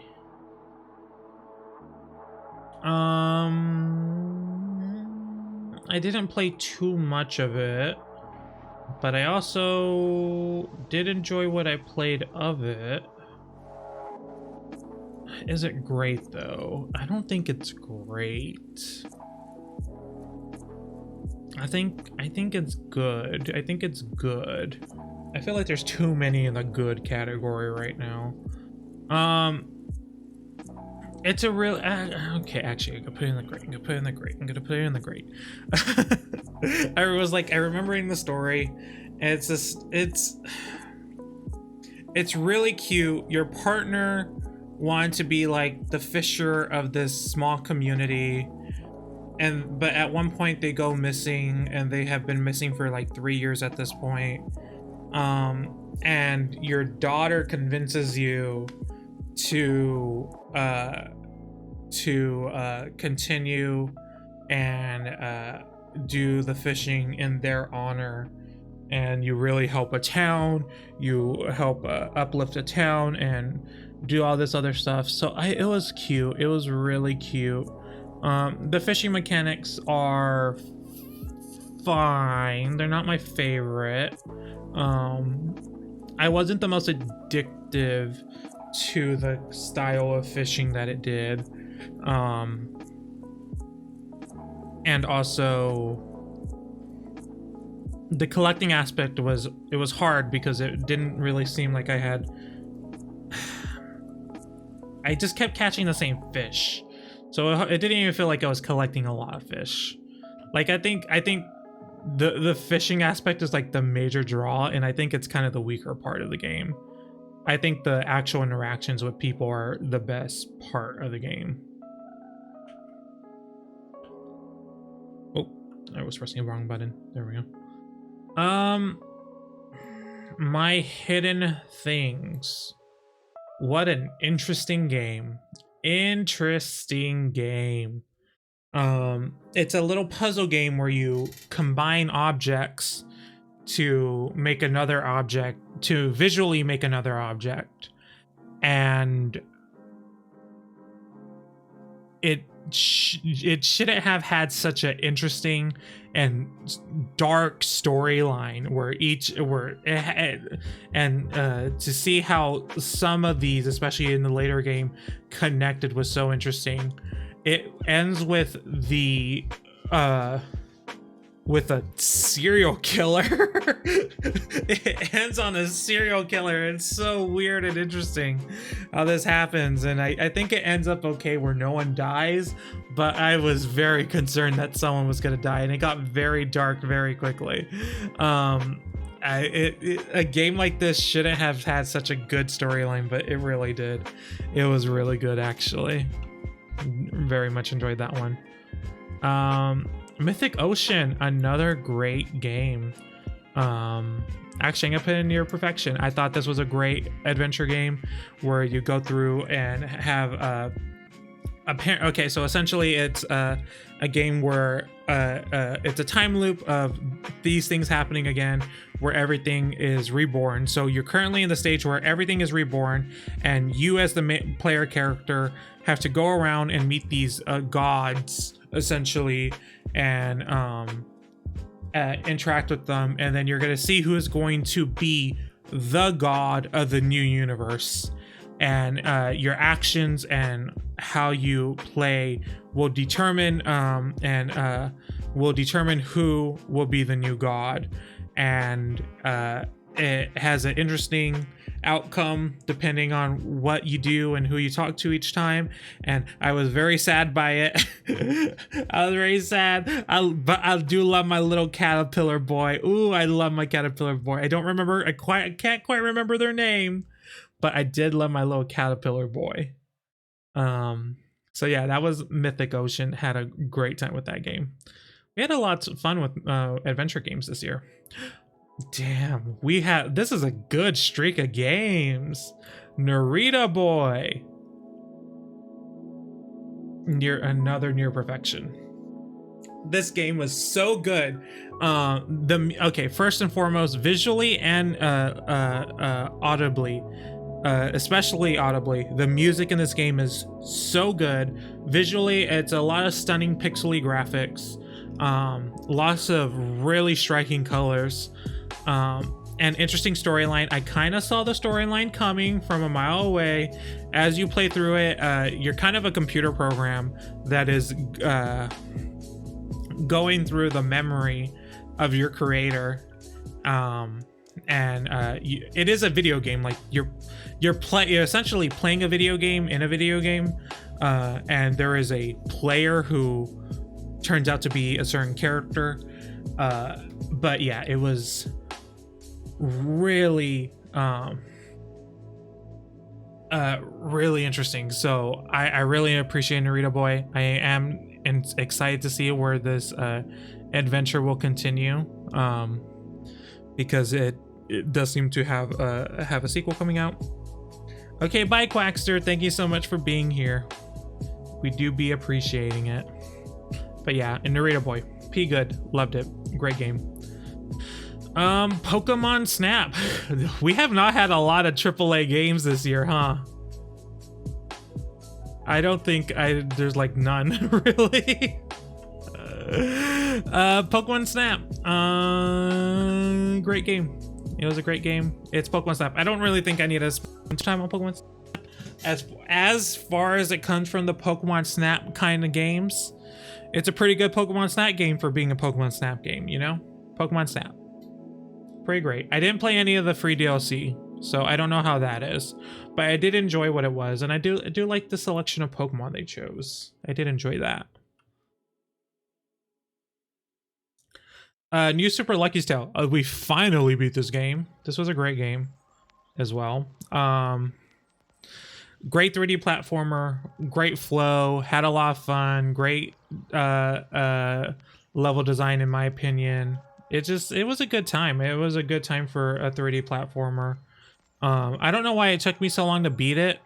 It just did. I don't really have much more explanation on why it took me so long. It just took a long time. Non-guns, really interesting game. I'm gonna put in the decent. It had great visuals. I can't remember the music, but it was hard. It was really hard. It was a hard game to imagine continuing on. But it had such a weird world. It was so cryptic, everything about it. It it was a game I definitely thought about afterwards. But it's just like I can't imagine playing any more of it. It just is not a game I can think about playing more of.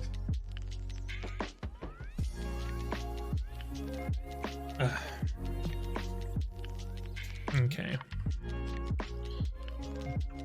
Nuts. This was a great game. Near perfection? No, we're gonna put it in great. Nuts is it's a game where you are hired to be part of like this wilderness preserve, and you need evidence that a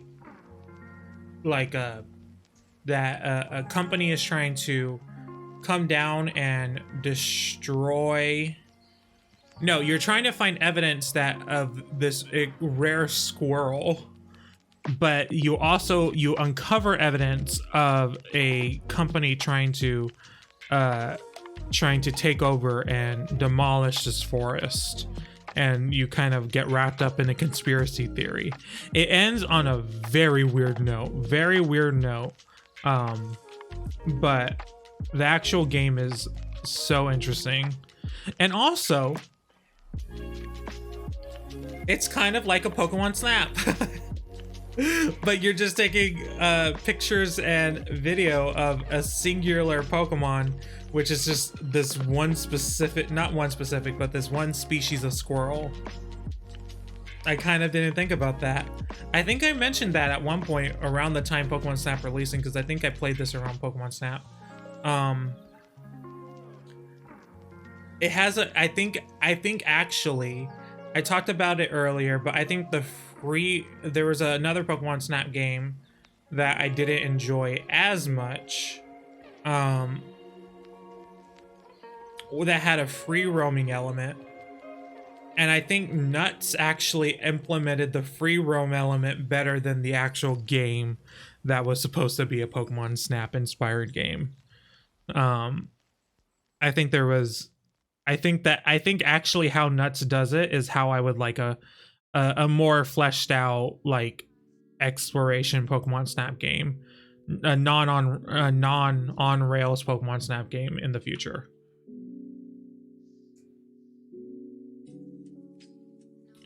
Omno is been meaning to pick back up. It's a great little exploration 3D platformer where you go through. You have this little squirrel friend that's like shy and scared of you, but he helps you out sometimes, and you just kind of interact with big animals that, you know, take you from place to place as you skateboard on your hover magic stick around everywhere. It was pretty cool. Great. It doesn't have much of a, it has a story, but its story is told through the point of view of a being that was trying to uncover the story of what was here before. So you're like going through the story of someone that should, like, I was like, why isn't it just what our character's doing and not like us reading the journal of a character that is just exploring what we're exploring, but is like smarter than us, essentially. It doesn't make sense. Like that was weird, but other than that, it's fine. Onirike, a very weird, strange game. I'm gonna put it in decent. Again, another 3D platformer. It has like a weird Tim Burton Coraline vibe. Caroline. It has this mechanic where you have to plant flowers to continue on because they give you energy or something. because you're in a dream world, and if you're not in the dream, you're in a nightmare and you're invisible. That's weird. I just don't know why it couldn't just, you just exist or something. Like, I don't know why that mechanic was necessary. It's kind of weird, and I felt like it was holding you back from continuing on more so than actually being interesting or having the sense of urgency about you. Because when you run out of, or you're no longer near the flowers, you just kind of turn invisible, and then you just run back to the flower, and then you're no longer invisible, and then you have some amount of time until you turn invisible when you're no longer near the flower. To me, it was just like such an unnecessary mechanic.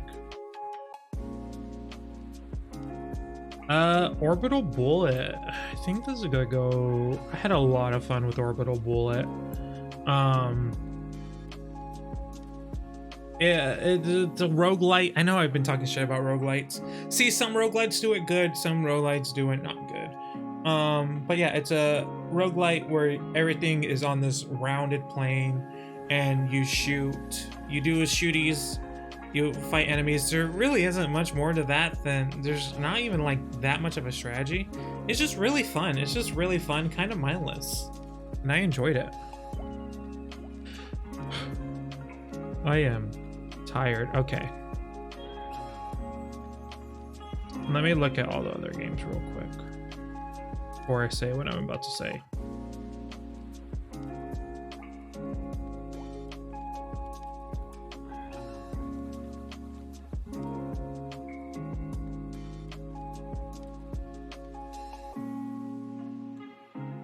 Yes.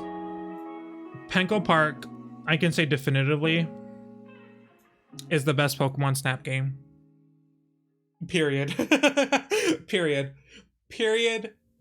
Point blank. It is.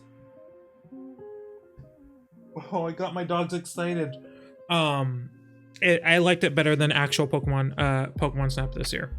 Granted, this is a replay. This isn't my first time playing. I played it again because I enjoyed it so much, and I just replayed it, and I liked it, and it's great. It has this weird, like, hungry caterpillar, like weird children's book aesthetic, but you are going around on rails snapping photos of things. It did actually do it how Pokemon Snap does it, but before Pokemon Snap, because this was released a year ago, I believe. Maybe 29. No, I think it was 2020. So it how Pokemon Snap does its star system, Penko Park does the star system as well. And I won't say it does it better, but I like how it does it. It's very clear and concise not what needs to be done, but that you have the ability to get better and better photos. Yeah, I love Penko Park. I thought it was great. It was weird, funny storyline, interesting creatures, a lot of funny interactions. I thought Penko Park was great. It was a great Pokemon Snap game. It's the game I look to when I'm like, oh, this is what modern Pokemon Snap is.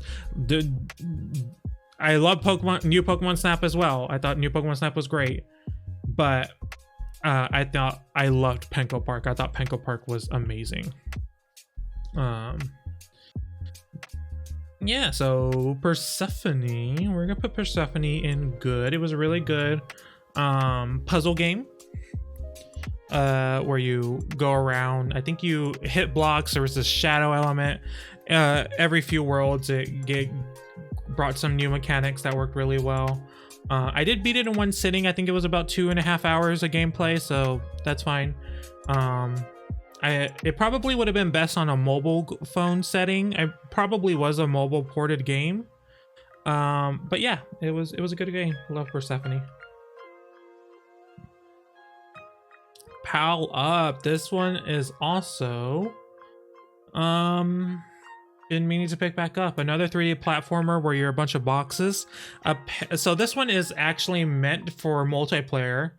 I don't think it needs multiplayer. I think it's actually one of the few games where it's built with multiplayer in hand, and they did a excellent job of implementing single player elements. I'm a single player kind of gal.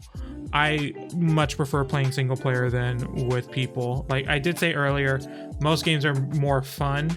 Yeah, that's true with other people, but actually trying to play and beat games with other people is very frustrating and difficult at times, because I don't like relying on other people. But Pile Up is a great example of a game meant for multiplayer, but has a excellently done single player mode where you just kind of carry boxes with you the entire time instead of relying on 4 other boxes that are also playing with you. And exploration was really fun. The level design was interesting. Like we were in a cave that was also a movie theater. It was cool. Like it was a cool game, and I've been meaning to pick back up. There's like when it comes to like these 3D platformers, it's so shocking to me that there were so many and I didn't play them all. Also, Omno just got released on Switch recently. Omno I played on PC, but it also recently got ported to Switch, so that's cool. I don't remember Jelly-break is also on Switch. Pokemon Unite. I forgot I played this. It's decent. It's a decent. I liked it. It was fun. I hated the currencies. I hated that there was 15 different currencies. I got really annoyed with everything. I was seeing the same Pokemon over and over again. I stopped playing before Blastoise was added, so that's where we're at. Like, I don't even think Blissey was added, actually, now that I think about it. Yeah, so I am so, like, I gave up a long time ago with this game. It was fine, it was whatever, but I have no interest in Pokemon Unite anymore. Prodigal is a Zelda-like 2D adventure. I think, like, top-down, you fight things. It was decent. I had fun with it. I hated every character except for Grandpa. Loved Grandpa. Everyone hates you. I don't care. I was like, all the characters were like, you should just leave. And I was like, we should just leave. Like, I was like, we should just leave and take Grandpa with us. Because fuck that. There is this hot guy that works with Grandpa, though, who likes us. But not likes us. If he liked if there was an ability to romance them, I would. But I don't think there is ability, which kind of sucks, and that's why this game is indecent and not good. Prop night is DVD Mage prop hunt. It was really fun, actually. A really fun game. I had a lot of fun with this game. I haven't played that much more of it since I initially played. It feels like it is the kind of game where you kind of need a lot of experience to really understand everything to do there, because otherwise it does feel like really difficult. But yeah, it's fun. I think Prop Hunt in general is just a fun game mode. One of my favorite games ever is Witch Hit. It was a great it is a great prop hunt game, and like it, because I don't play it's dead. It's not dead. I actually think it might be at its popularity peak probably right now. But yeah, Witch Hit's great. But we're not talking about Witch Hit. We're talking about Prop Hunt. Prop Hunt is a pretty good game. I enjoyed it. It's fairly recently new, so I'm sure there's gonna be added more stuff to it in the future. Puria. Wow, I kind of forgot about this game. Oops. But I think we're gonna put this in the great category. It's actually a really great game. So it's a micro game like Wario style, like WarioWare style, but instead of you have to complete an action, you have to accumulate a score. So it's all score based, like just trying to stay alive or collect items and stuff. So like you know, those old snowboarding skiing games where you just kind of go down and you collect like a coin or something while trying to avoid rocks, stuff like that. So you accumulate points as you play, and when you the points you accumulate they translate to pachinko like balls that you go and you're trying to set a score to roll a slot machine. The slot machine gives you a number. The number gives you the amount of capsules you're gonna have, and the amount of capsules you have, and then you open up capsules, and each capsule has a prize, and the prize could be a part of a game. So you need 4 parts to get a new mini game, music, and then skins for every minigame. So every minigame has like 9 skins that you can change whatever your player character is. Whether your player character is like a dog or a beach ball or something, they'll have skins for it. And it's really fun. It's really addictive. It's been on my desktop for a while, and I play it like whenever I'm bored. I think this is the kind of game that would do me really well on mobile. I don't know if it's on mobile. Let me actually Google that now.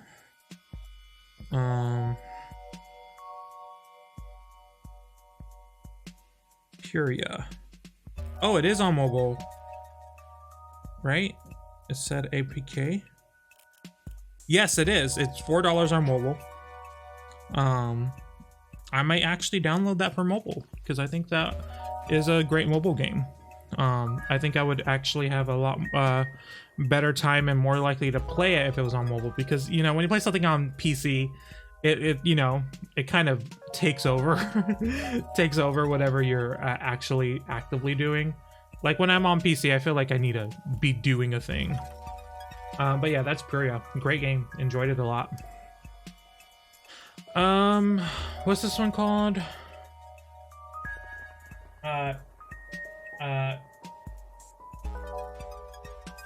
Pushy Pulley. Oh my god, Pushy Pulley. It's like a puzzle game in kind of like a Bomberman-esque field where you have these blocks that you can push and pull with, I think depending on your character. You can push and pull them. In fact, I feel like there wasn't a lot of pulling. Gotta be honest, from what I remember. It felt like it was all pushy. Anyways, it was a decent game. Fun little arcadey style game. It did seem like there was a curve of difficulty, like by World 2, but other than that, it was fine. It was decent. It was whatever. Oh, look at that. Oh, nice and lined up. Okay, I like that. Okay, we're gonna have to ruin it though. Rain on your parade. This was an interesting little game where you're a rain cloud. It's a really fun cardboard aesthetic that I thought was really cute and a funny narrator. But it kind of the idea of just being a rain cloud and raining on people kind of got old really quick. I mean, you do get like other elemental weather powers, but it just, to me, it kind of ran its course pretty quickly. So that's Rain on Your Parade. Oh, Rainbow Billy. Damn, Rainbow Billy. I've been meaning to pick that up. This is like a Paper Mario kind of a game. A card-based RPG, card battler, kind of. Not really. Not really a deck battler. But it was a really fun game. I think I beat 2 worlds, and I have 2 more worlds to go. That's where I left off. It was really interesting and fun, and it had a lot of fun characters, and your companions are really cute. I wish I played more of it. Like, I really should have finished it, but I don't know what happened. I think I just got exhausted. Also, I don't really know if it was like the best stream game also. That was another thing, but damn, it was a really good game. So I've been meaning to pick that one back up as well. Rayman, I mean, it's a great game. great game. Do I have to talk about Rayman? It's a great game. We like play it little by little every time. It's just like I just never think to play it on my own. I know I should, but I just never do. Savage Halloween. It was a decent 2D platformer. It got really hard, actually. The very ending got really hard. We never actually beat it, I remember now. But it got really hard really quickly, that one. But yeah, Halloween themed 2D platformer. Okay. Say no more. Great game. I think actually we're gonna put that in near perfection. It was an amazing game. Lots of fun. Such a weird, eclectic storyline that just, I don't know. It just, I don't even know how do you explain this game, Elliot? How would you explain this game? It's so good. It just really, I don't know. It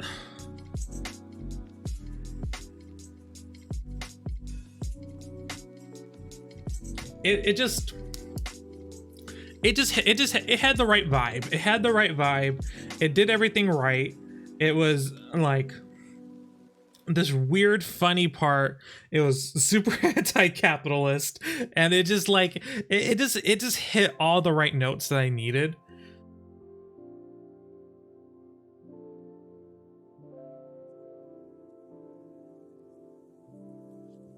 And it was funny. It was really funny.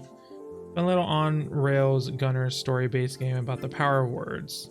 It was so reaffirming. That is perfect. It's so reaffirming. I do think everyone should play the games that are on, at the very least, on near perfection, if not also on great. But near perfection, those are great games. I would recommend all of them. That was a great stream also. We just had such a good time with that one.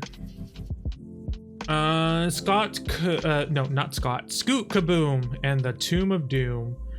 This was a really fun one. I guess you could call it one screen. Let's put it in good. On a single screen. I guess you couldn't call it a single screen. So it was a giant map that you could see at any given time, and you're very like zoomed out. And you are a little crocodile creature going through these like little small narrow pathways trying to find a banana. I remember it was a banana. I think that's your ultimate goal. So you just go through this entire maze-like structure in like a 2D platformer way, and then you get to the end, and then you blaze through and try to escape through the path that you just came from. So it was really interesting, a really fun game. I played it once. It's the kind of game they want you to play it over and over again.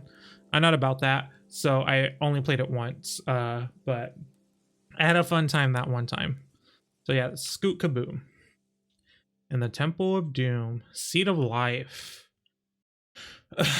This is a game I wanted to like. I wanted to like Temple of Life. It was boring. Not Temple of Life, Seed of Life. It was boring. It was really boring. It was boring. You get these seeds and you plant them and you put them in these structures and they continue. It felt like nothing of a game. It felt like they had no direction or no, like, I don't even remember what the story. I think the story is like this darkness and there's these aliens that are evil. It just didn't do it. It just didn't do it. I have no way to explain it. I'm also thinking and going a little wild in my head right now because we've gone through so many games.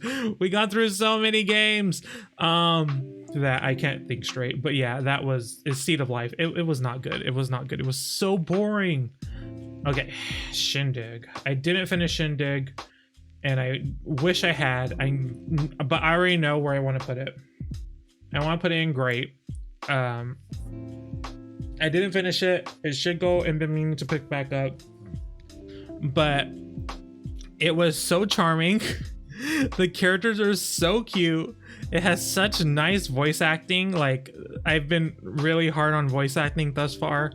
It has such cute voice acting. I think the voice acting works with this like real childlike aesthetic. I thought it was so charming. It was such a little charming, fun little charming game that I really appreciated. So it's a little party game where you go to an island and then they're like, hey, you should throw a party. And then you go around helping people as you try to throw a party. So it's so cute. It was such a cute game. Sizable. Sizable is a puzzle game. It was a really good puzzle game at that. Where you try to figure out puzzles and find things in these little micro environments by changing their size. And you sometimes you have to like make a cannon hit different things depending on how big or small the items are or the cannon is. So yeah, it was pretty good. I enjoyed it. There was also some free DLC. I didn't play the free DLC, but I did play the entirety of the base game, and I did enjoy it. It was a fun time. I think it took me like an hour and a half to beat all of it. Is this I think it's SJ19 Finds Love, I think is this one's called. A little small Metroidvania, very small game, short game, but it was really cute. It was I'm gonna put it in good also. A little small Metroidvania where you as a robot are like a killer machine. That's what you are. But as you go through, you find your emotions and you find love, and your programming tries to delete it. And it's a really cute time. But yeah, it's a small game. Nothing too special, but I did enjoy my time with it.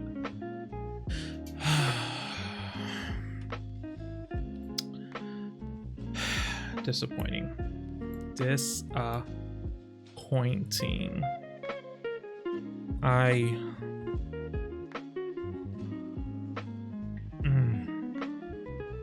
It's one of the clunkiest games I've ever played. I was so sad about this. I wanted to love this. I think they should have taken the opportunity of not trying to be Tony Hawk. They're trying to make it Tony Hawk, and they didn't have the chops to make it Tony Hawk. Essentially, it just doesn't play good enough. The environments aren't good enough. And granted, I only played the first level. The second level was impossible to navigate. So much so that I just stopped right away. And also, it doesn't feel like being a bird is any, like, it feels like it could be anything. It just, all the characters are birds. Like, it doesn't feel like there's any great advantage to being a bird, like flapping your wings and flying also while on a skateboard. Like, it just doesn't feel like that helps you at all. It was so disappointing. It was like, come on. Like, it was such a cute game. And it is cute. The characters are cute. There's the cute little birds on a skateboard. But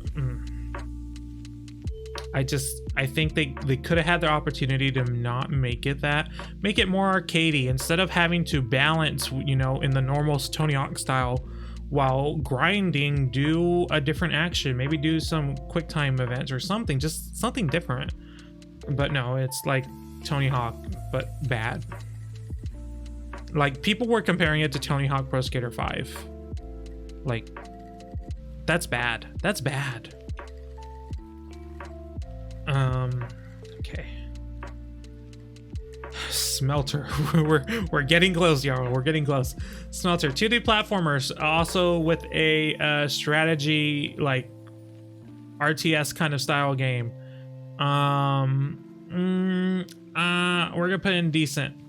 It was a decent time. I love the 2D platformer style places. The RTS was fine and okay, but not my jam. I don't really know why these were combined when it could have been one or the other. I prefer the 2D platformer. I kind of wish there was a way to only play the 2D platformer stuff. Maybe there is and I didn't see it. But I just want the 2D platformer stuff because that was good. It seems very unnecessary. Smoot's golf. It's golf. It's golf. It was a pretty normal golf game. Like, I mean, I like playing golf. Golf is fun. So it was golf. It wasn't a, actually, you know, no.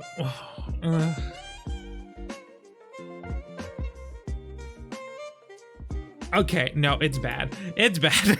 I had to really go inside myself in that moment.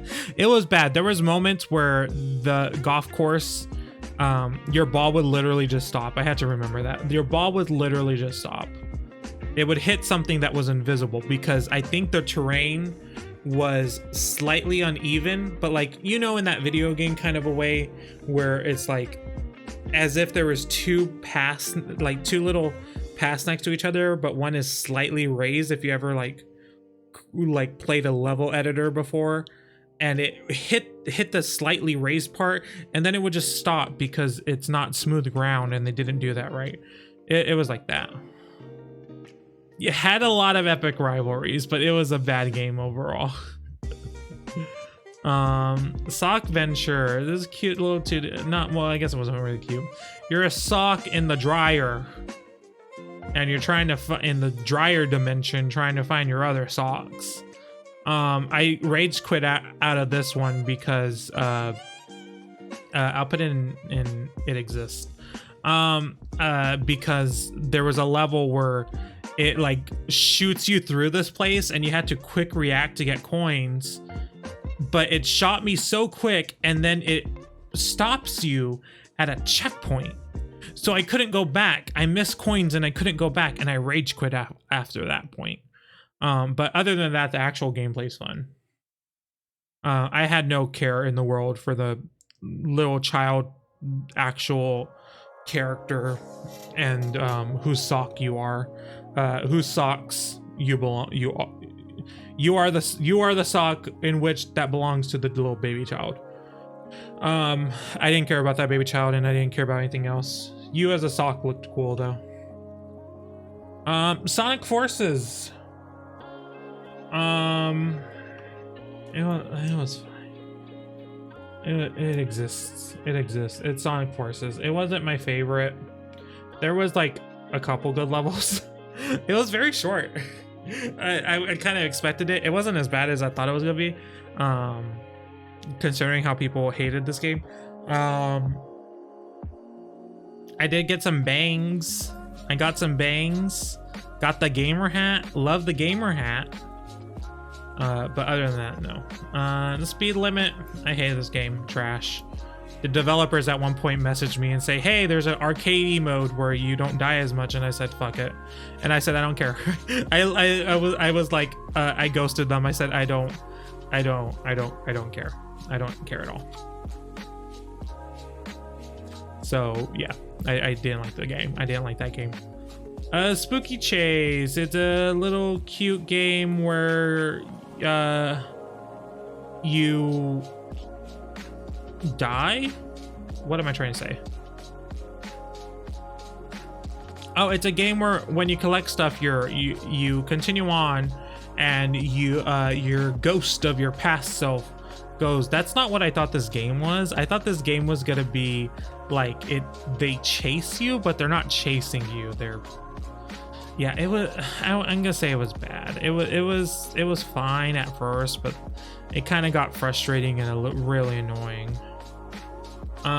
Squidlet is a Game Boy style game, and I thought it was really good. It was a really cute little Game Boy inspired game where you 2D platformer where you just go around rolling on stuff and inking things, and it was really cute. I remember playing it. It was very short, very fun time.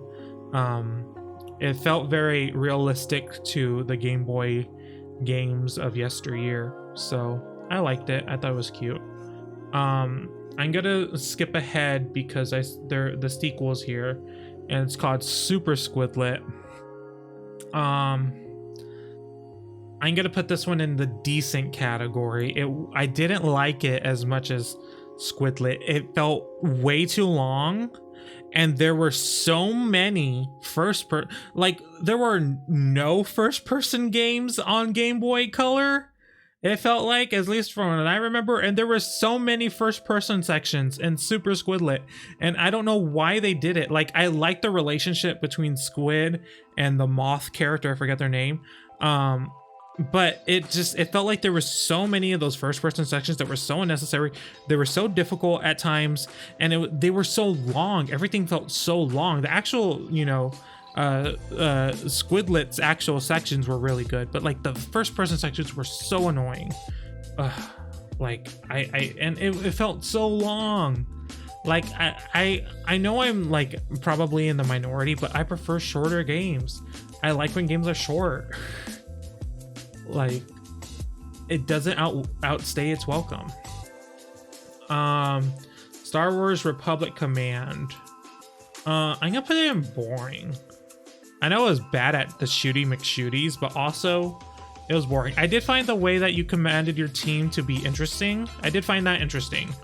But overall it was boring. I also just don't care about that much in the first place. Stubbs! I forgot about Stubbs. I'm gonna put that. Oh, damn. Stubbs was. I'm trying to remember. Stubbs was good. It was a good game. It wasn't great. It was a little clunky. The humor was fun. I did have fun with the humor. Stubbs as a character is actually really funny, and I kind of hope we get I think Stubbs may actually benefit from a different medium. I think Stubbs could be a great, comic character. But I think the video game was. I'm glad I played it. I think it's a really funny piece of gaming history, and it's so weird that it came out of nowhere on Switch. That was so weird that it just randomly got ported. But it's a really clunky game. I kind of wish they made some improvements from when it was originally released, I think during PS2 era. But yeah, I like Stubbs the character more than I like Stubbs the video game. Suicide Guy. It's a game where you try to die. It wasn't bad. It exists. It's not really for me. The creators of this game made a different game that I liked way more. I forgot which one it was. I could probably look it up and see what it is.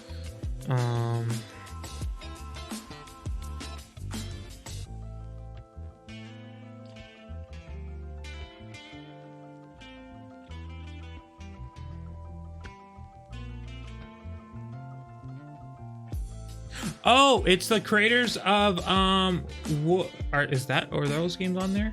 Yeah, Woodle Tree. Right?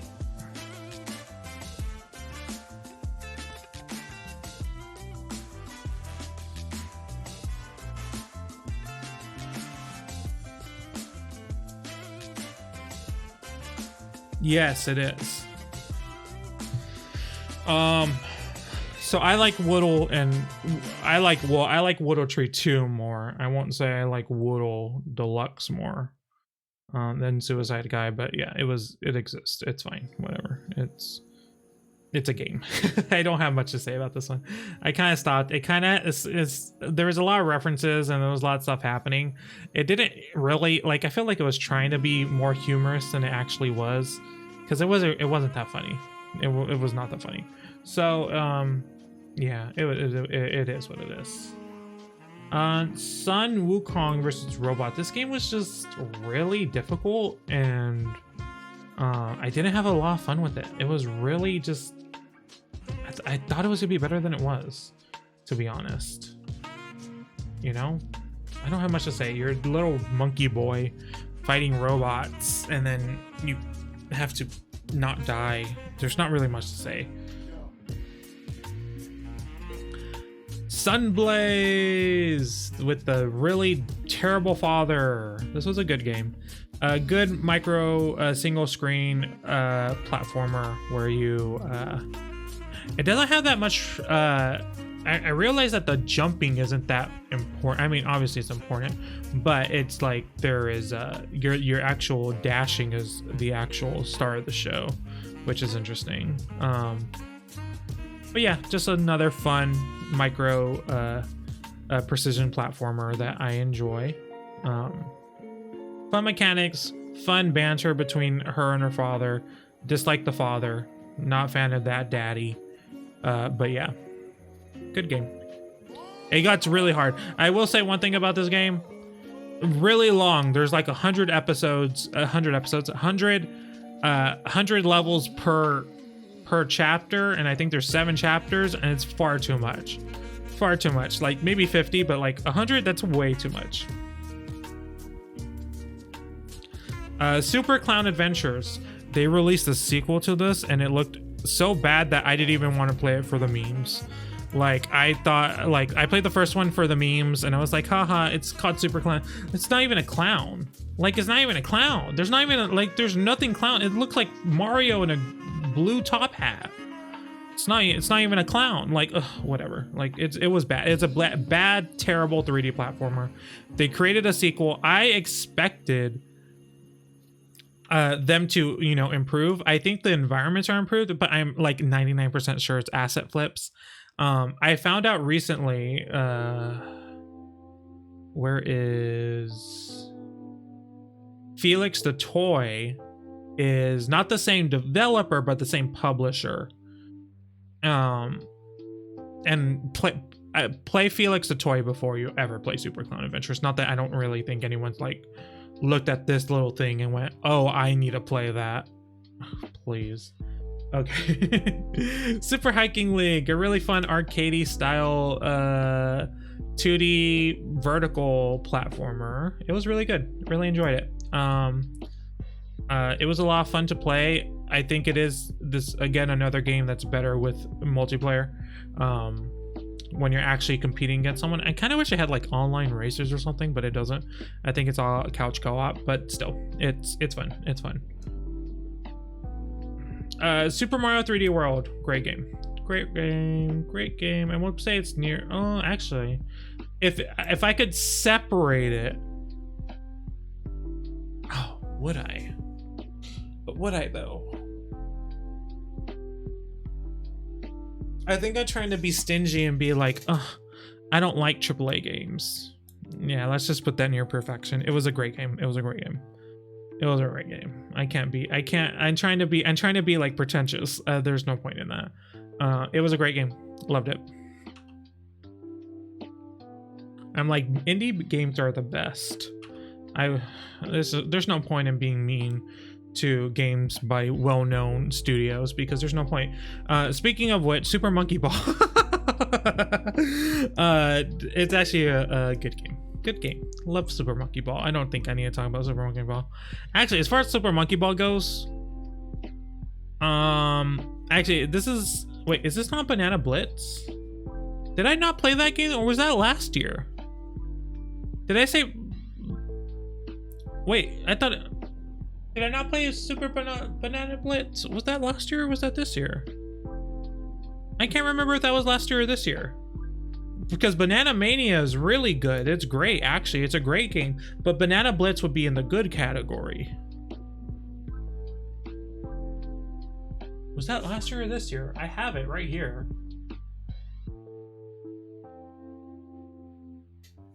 Here is the actual cartridge. Ooh, physical media. I may have missed that game. Or maybe it was last year and I don't remember. It could have been very late last year, to be honest, but that's weird. Okay. Anyways, we're gonna ignore that. Tandem. This is like a puzzle game with shadows. It was also very boring. You have a teddy bear best friend. It was pretty boring. There's spiders. I hate the spiders.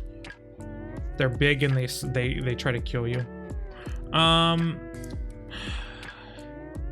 do you pronounce that? Tazomachi? Tazomachi. This is I guess it's a 3D platformer where you're a girl who. So when I first got this game, it's decent. When I first got this game, I thought it was like gonna be about being in an airship, because you start out in an airship and it's like, here are the controls for the airship, and then you don't unlock the airship until you essentially beat the game, and then you can do airship missions in the worlds that you were already before. But all the worlds are like cities. It's not like a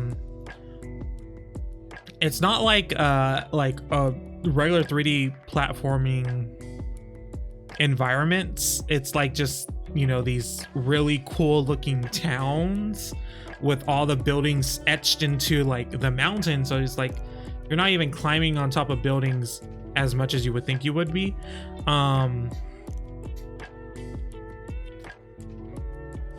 Yeah, it was weird. There was a lot of collectibles.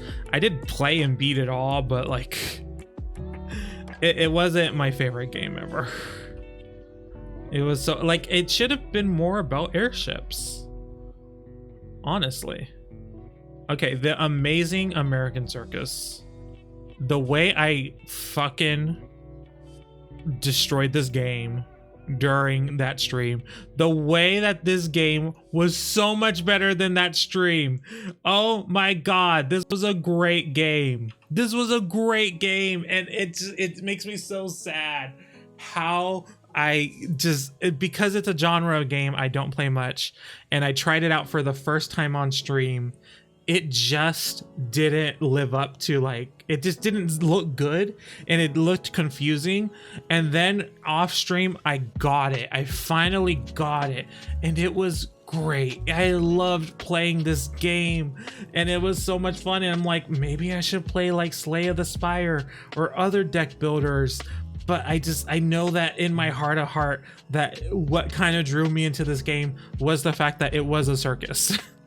And it was the fact that there was like these circus performers that were, and you're not battling, you're trying to entertain an audience. And I just liked that. I just liked that a lot.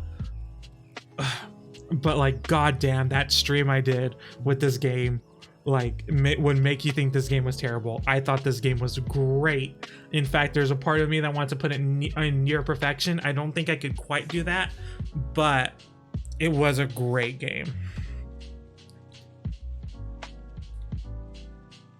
Falconeer, another birdie, another disappointing. I wanted so much more of this game. I thought it was gonna be fun. I thought it was gonna be a fun game with dogfighting and all this stuff. It was just aggravating. It was aggravating. It was confusing. And if it wasn't disappointing, it would be boring, because it was also extremely boring. The kids we were near perfection. This one might have also, if it wasn't for the ending, it probably would be up there with the game of the year. Even though I believe it was released last year, but it was released on Switch this year.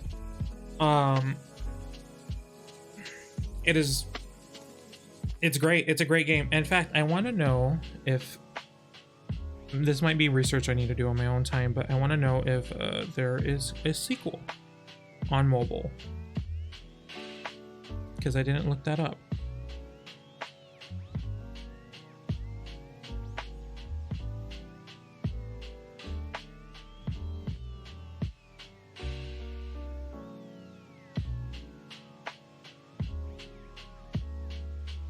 I do not think so. But either way, it's a great game. It's a great game. I loved it. It's a great, it is a visual novel. You do have to know it's a visual novel. You're basically just reading and going through a visual novel with some collecting that doesn't really affect the story elements, but it's a great game. I loved it. It was one of my favorite experiences of the year.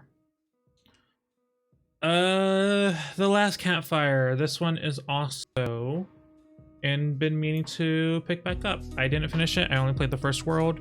It was really good so far through that first world though. That first world was excellent, and I think it would be a contender for one of the better games of the year if I had actually finished it.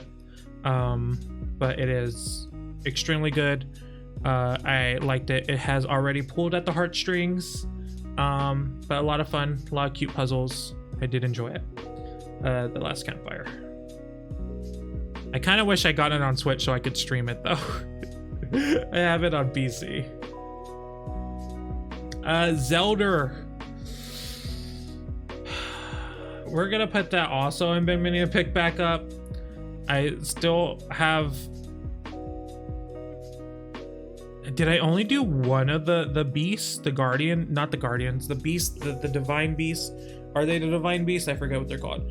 I only did one, and I really need to do the other ones, and I really just need to beat the game. But like, that game might be too big. It just might be too big where I constantly explore and I just end up in one area, and then I'm like, oh look, it's the one place in the desert, and I'm like, I don't want to go there yet. That's story. I don't want to do the story. I want to do the side missions because that's really fun right now. And then if I do the story, then I'm gonna have to play again for like 2 more hours, and I don't have the time for that. It's just, it might be too big, and it's really hard. It's a really hard game to try to keep up with, but damn, it is good. It's so good. It's so good. I love Zelda. I love Zelda. I want Zelda 2. Want Breath of the Wild 2 already. Yeah, I haven't even beaten this one. All right. What's this one called again? The Longing. That's what it's called. It's hard to see. The Longing. I genuinely have no idea where to put this one.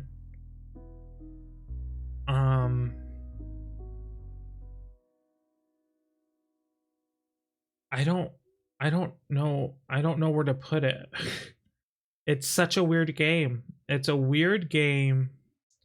I don't even know if it belongs in decent. Like, I don't know where to put it. The Longing is such a weird game. It's a game where you are a like little goblin cave creature, and your king is going to be asleep for 400 days, and you have to wait 400 days for him to wake up, and you can do all these other tasks in the meantime by doing it, and it's very slow, and it's time, a lot of time has to be done in it, and a lot of the actual all the events in the game take several days, if not weeks, if not months, to also do. And there's like no benefit except for just continued exploration. And apparently there's multiple endings, but like for me, there is a ending with the 400 days. So it's a really weird, interesting concept. I don't know how well it's executed because a lot of it is very boring. I think I played it for like an hour before we just ended up on stream just talking for another hour amongst ourselves.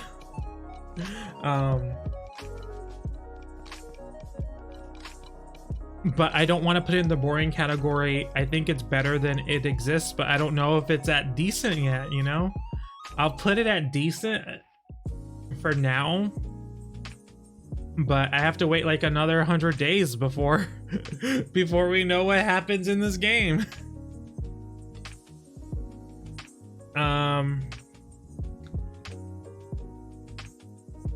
Oh, the ramp. Oh damn it, it's broken again. There we go. It's decent. It's a small little like I don't even think they call it a game. They call it like a desktop toy.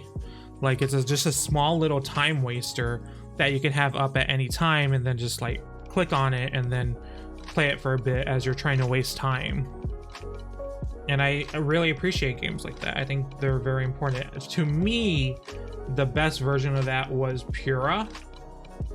That's what I did for that. I didn't have it open all the time, but because I would get kind of drawn in and have to play for a while. But the ramp does that pretty well.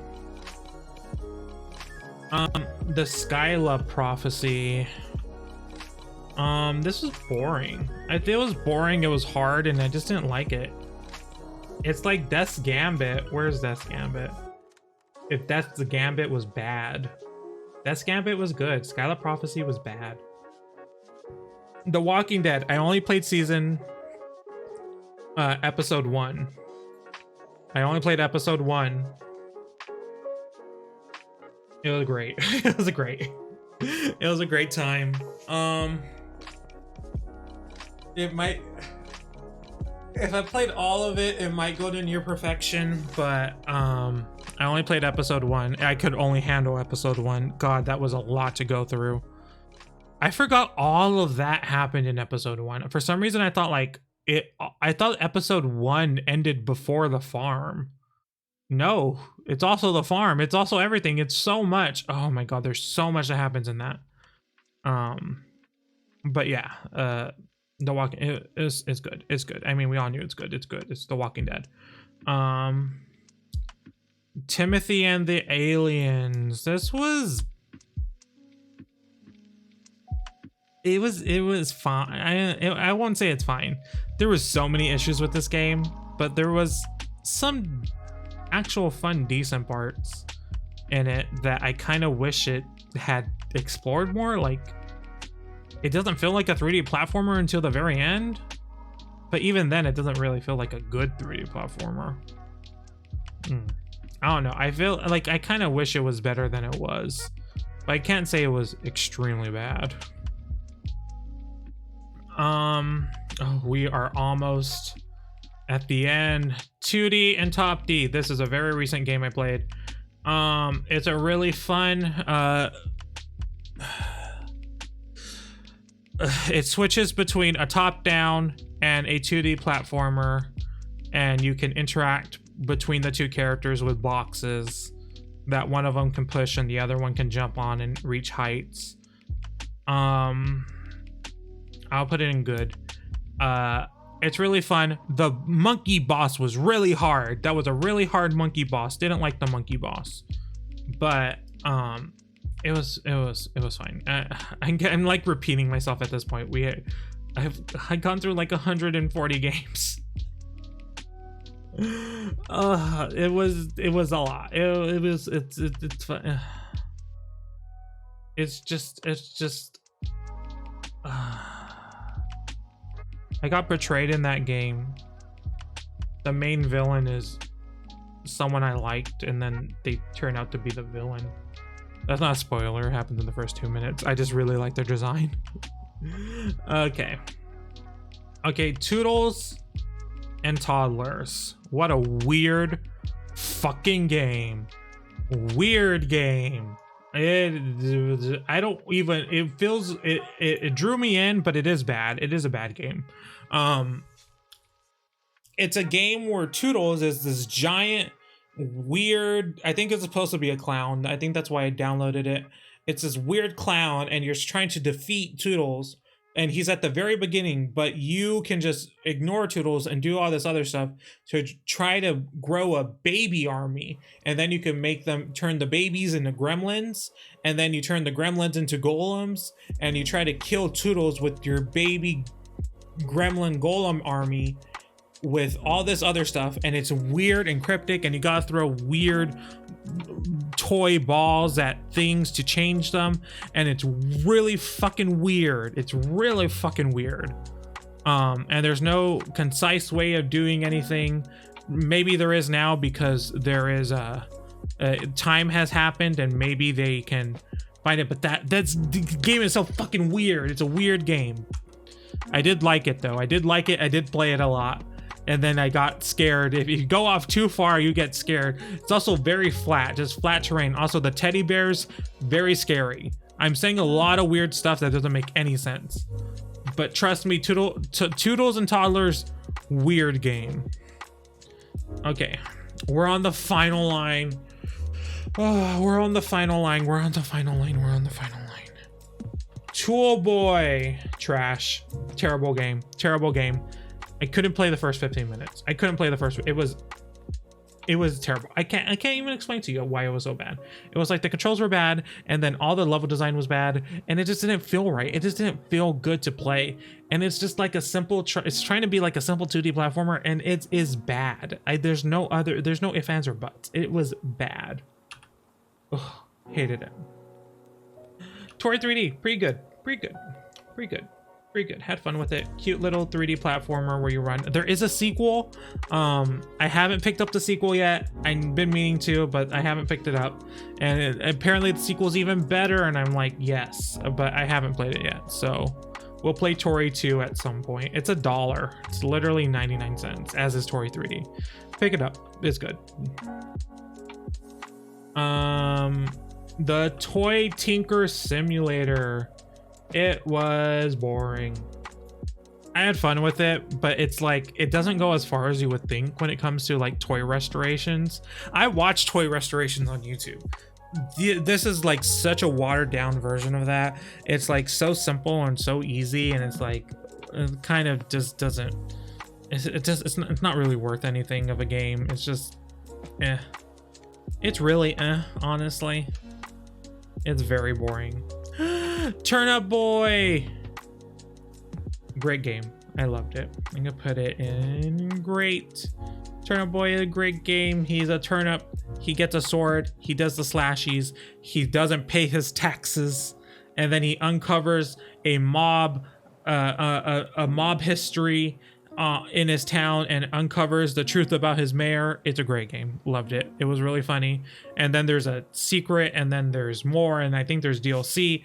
So yeah, it was a great game though. Loved it. Really cute, really fun.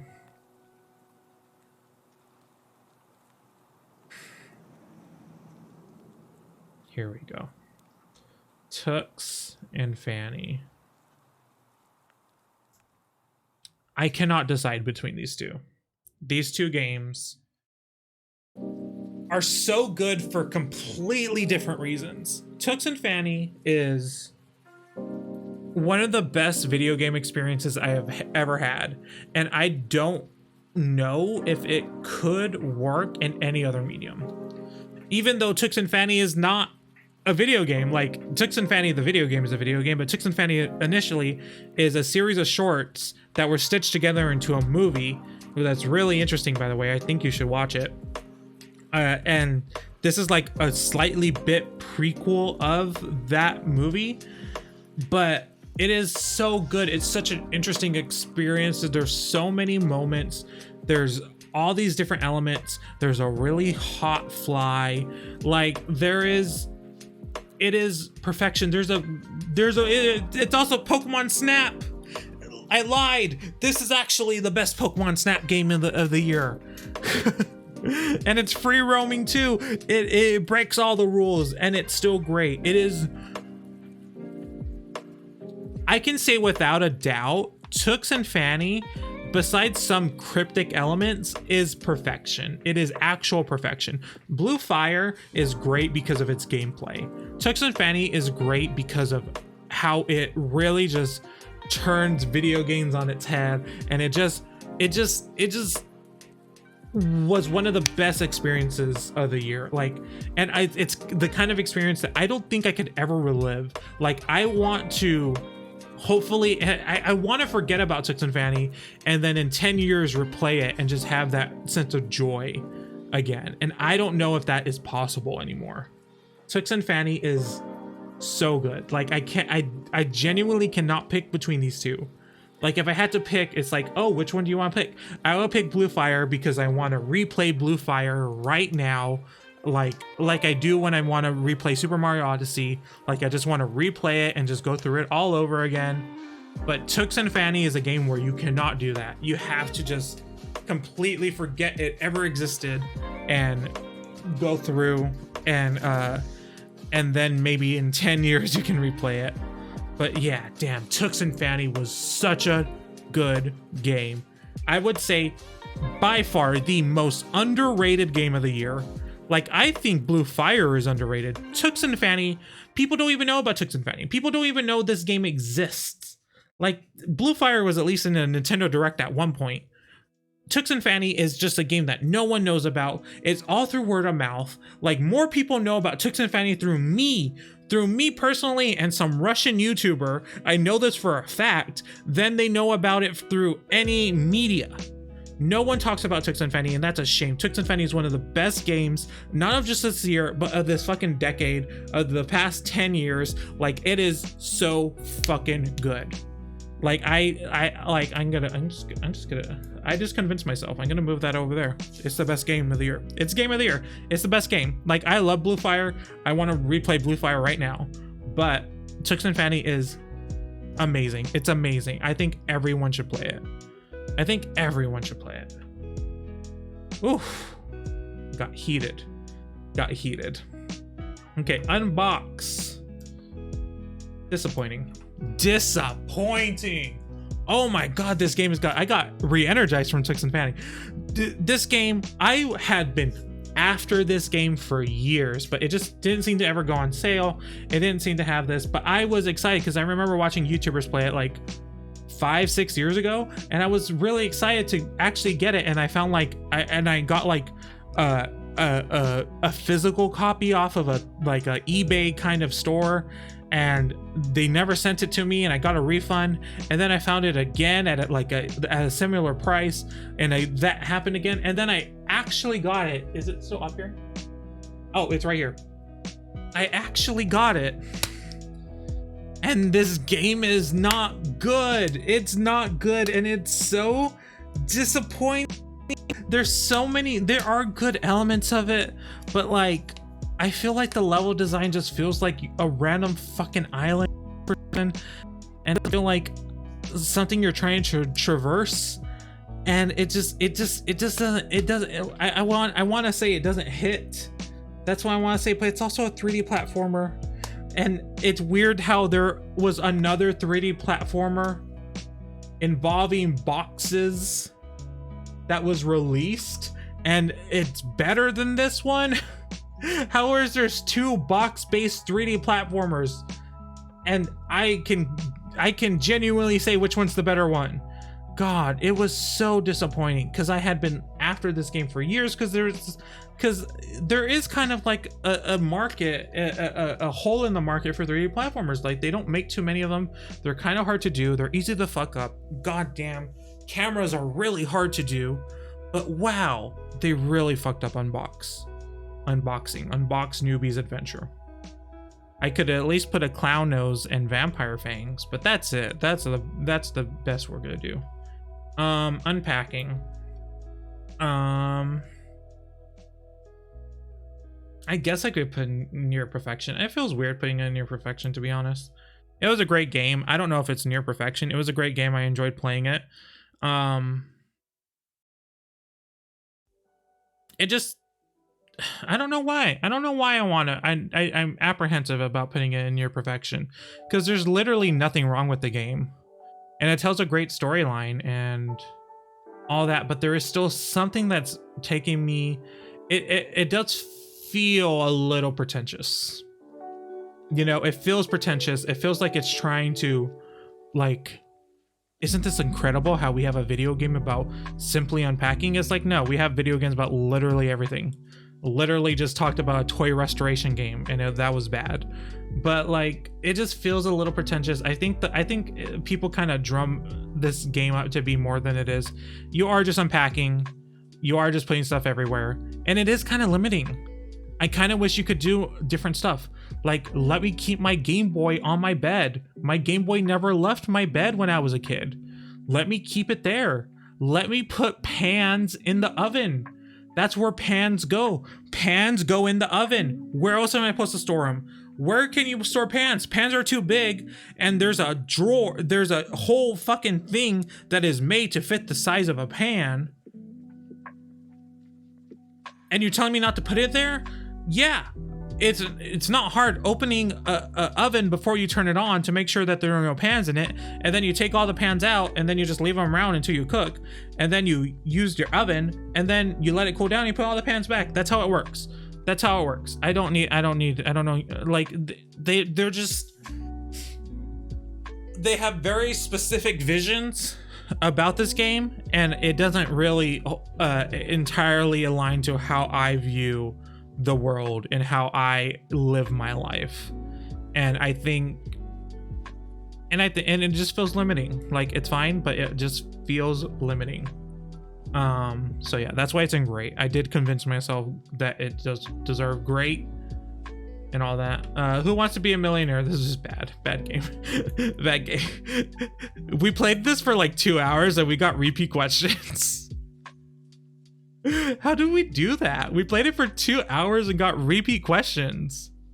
We didn't play for that long and we got repeats. Like, come on now. Wild Bus, this was disappointing. Oh my god. Like, if you looked at this game visually, you're like, oh shit, that game's gonna be good. It wasn't good. It was so weird, and the exploration aspect is so, it feels like nothing. You just go left and right. And I thought it was gonna be like actual levels where you have to fight, and then you fight other buses, but it's like there's nothing to the fights. Like, this should have just been like a weird, I don't know, like platforming racer. Like I feel like it was envisioned wrong or something. But I remember looking at back when I used to do streams where I would look at game trailers all the time, and this was one of them. I remember looking at this game, it's like, oh, this game's gonna come out, and then it came out on Steam and I never played it, and then it came out on Switch and I was like, hell yeah, I'm gonna play it. And then it was bad. Like, it just wasn't good, and I was so excited for it, so that's why it's disappointing. Woodle Deluxe, it's a 3D platformer with all this other stuff. There's a lot of collectibles. Yeah. It's Woodle Deluxe. It's in your Steam library, and you don't know how it got there. It's in everyone's Steam library and you have no idea how it got there. So yeah, it's Woodle Deluxe. Not a fan of it. It's not my favorite game in the world. Woodle Tree 2 though, great game. Lots of fun exploration, great movement. I hope this developer makes a Woodle Tree 3 or another 3D platformer with this level of movement. And I want different level design though, personally. I think level design could be better, but I thought it was a great game, great 3D platformer. And this was also a replay. I did play it before, but I want to replay it. We're on the last 3. Okay, World for 2. World for 2 was a really interesting game. This is in the great category, where you are a robot or a cyborg, really, created by this man to repopulate the earth. So you take these creatures, you take these like down from the size of an amoeba, and then you breed them so they will create new creatures. So you and as you do that, you uncover some history about the world. So you repopulate different areas, and then you unlock different areas. You unlock some gene pools, and you have to do it. So it's just a lot of trial and error of breeding different creatures and creating new ones. And then it has this story about the old man and how how he is in the position he is now. And I think the level of talking during the main game seems pretty good, pretty, you know, concise.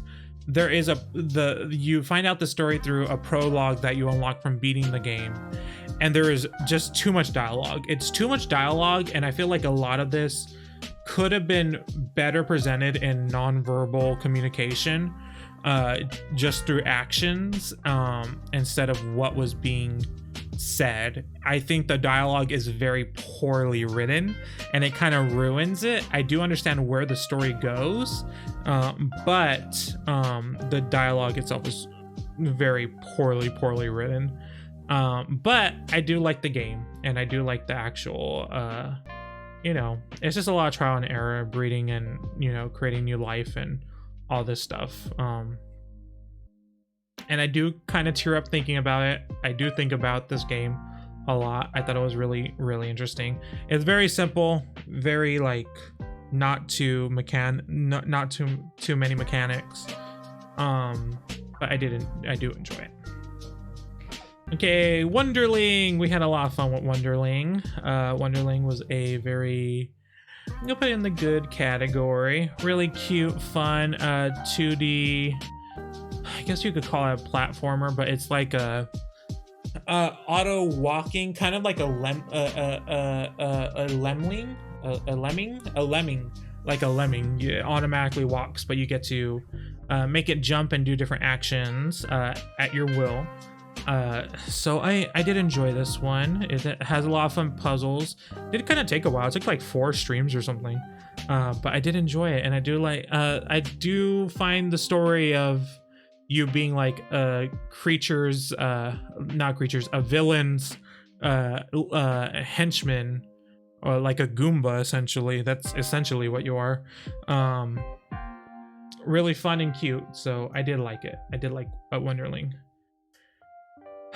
And the last game is Zodiac DX.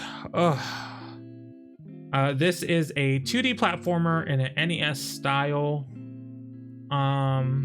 This one is also good.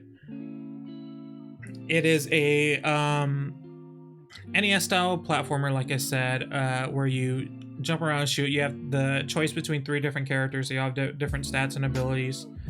It is based off a comic book, a web series, a web comic rather, that only has like 2 parts in it, which is really weird. Like, it has a very, very basic story explanation of what's happening, and then not much happens after, which is really weird. I did a lot of research into like looking into this comic, and it turns out there wasn't really much to it after that. But yeah, that is Zodiac DX. I do enjoy it. I did beat it. It's only like a 45-minute game to beat, because it is very true. It is very, very true to the NES style game, even more so than something like Owl's Awakening. Like, it is so spot on with its NES style roots. Like, if you told me like, oh, this was like a real NES game, I would believe you. Like, I would say, oh, that feels correct. Like, that feels truthful and honest. Like, for a second I thought it was like there's been a trend of a lot of lost games coming out and being released officially on platforms, and I thought this was one of them. I like, a part of me would believe that. But with that, we are done. We did it. We did it. We did the thing. We ranked the 150 games plus games I played in 2021. That was a lot. Oh my god, that was a lot.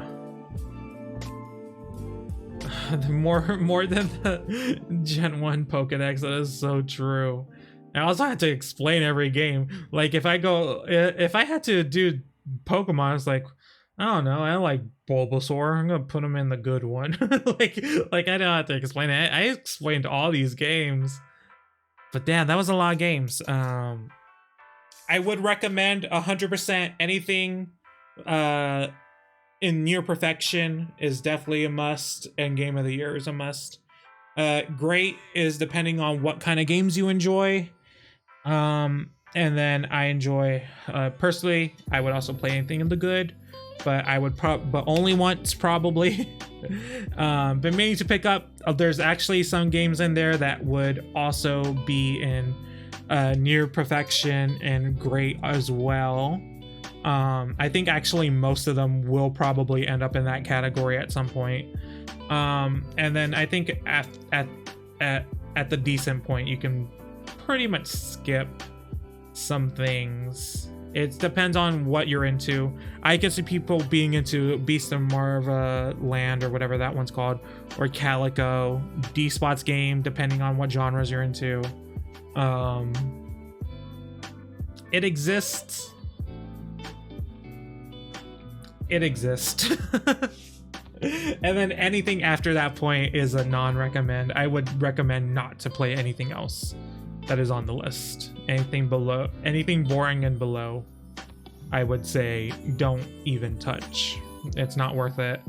Even if I personally think, oh, so I could, like, I probably did at one point enjoy it. Like, did I enjoy any of these? No. No, I didn't. Yeah. But yeah, that was it. 150 plus games. Oof, that took it out of me. That took almost 4 hours. Oh my god. But yeah, I guess I'm gonna end that there. I had a good time. I'm tired though. I had a good time. I'll be back on Monday. I don't know what we're doing. Maybe we'll continue with Aspire. It was a nice look back on the year. I do like this format. I do like going back and seeing all the games and talking about them, having y'all's input about a game here and there. But yeah, I am ending it there. I am going to probably watch a movie or two after this. But yeah, thank y'all so much for hanging out with me today, and I'll see y'all in the next one. Bye.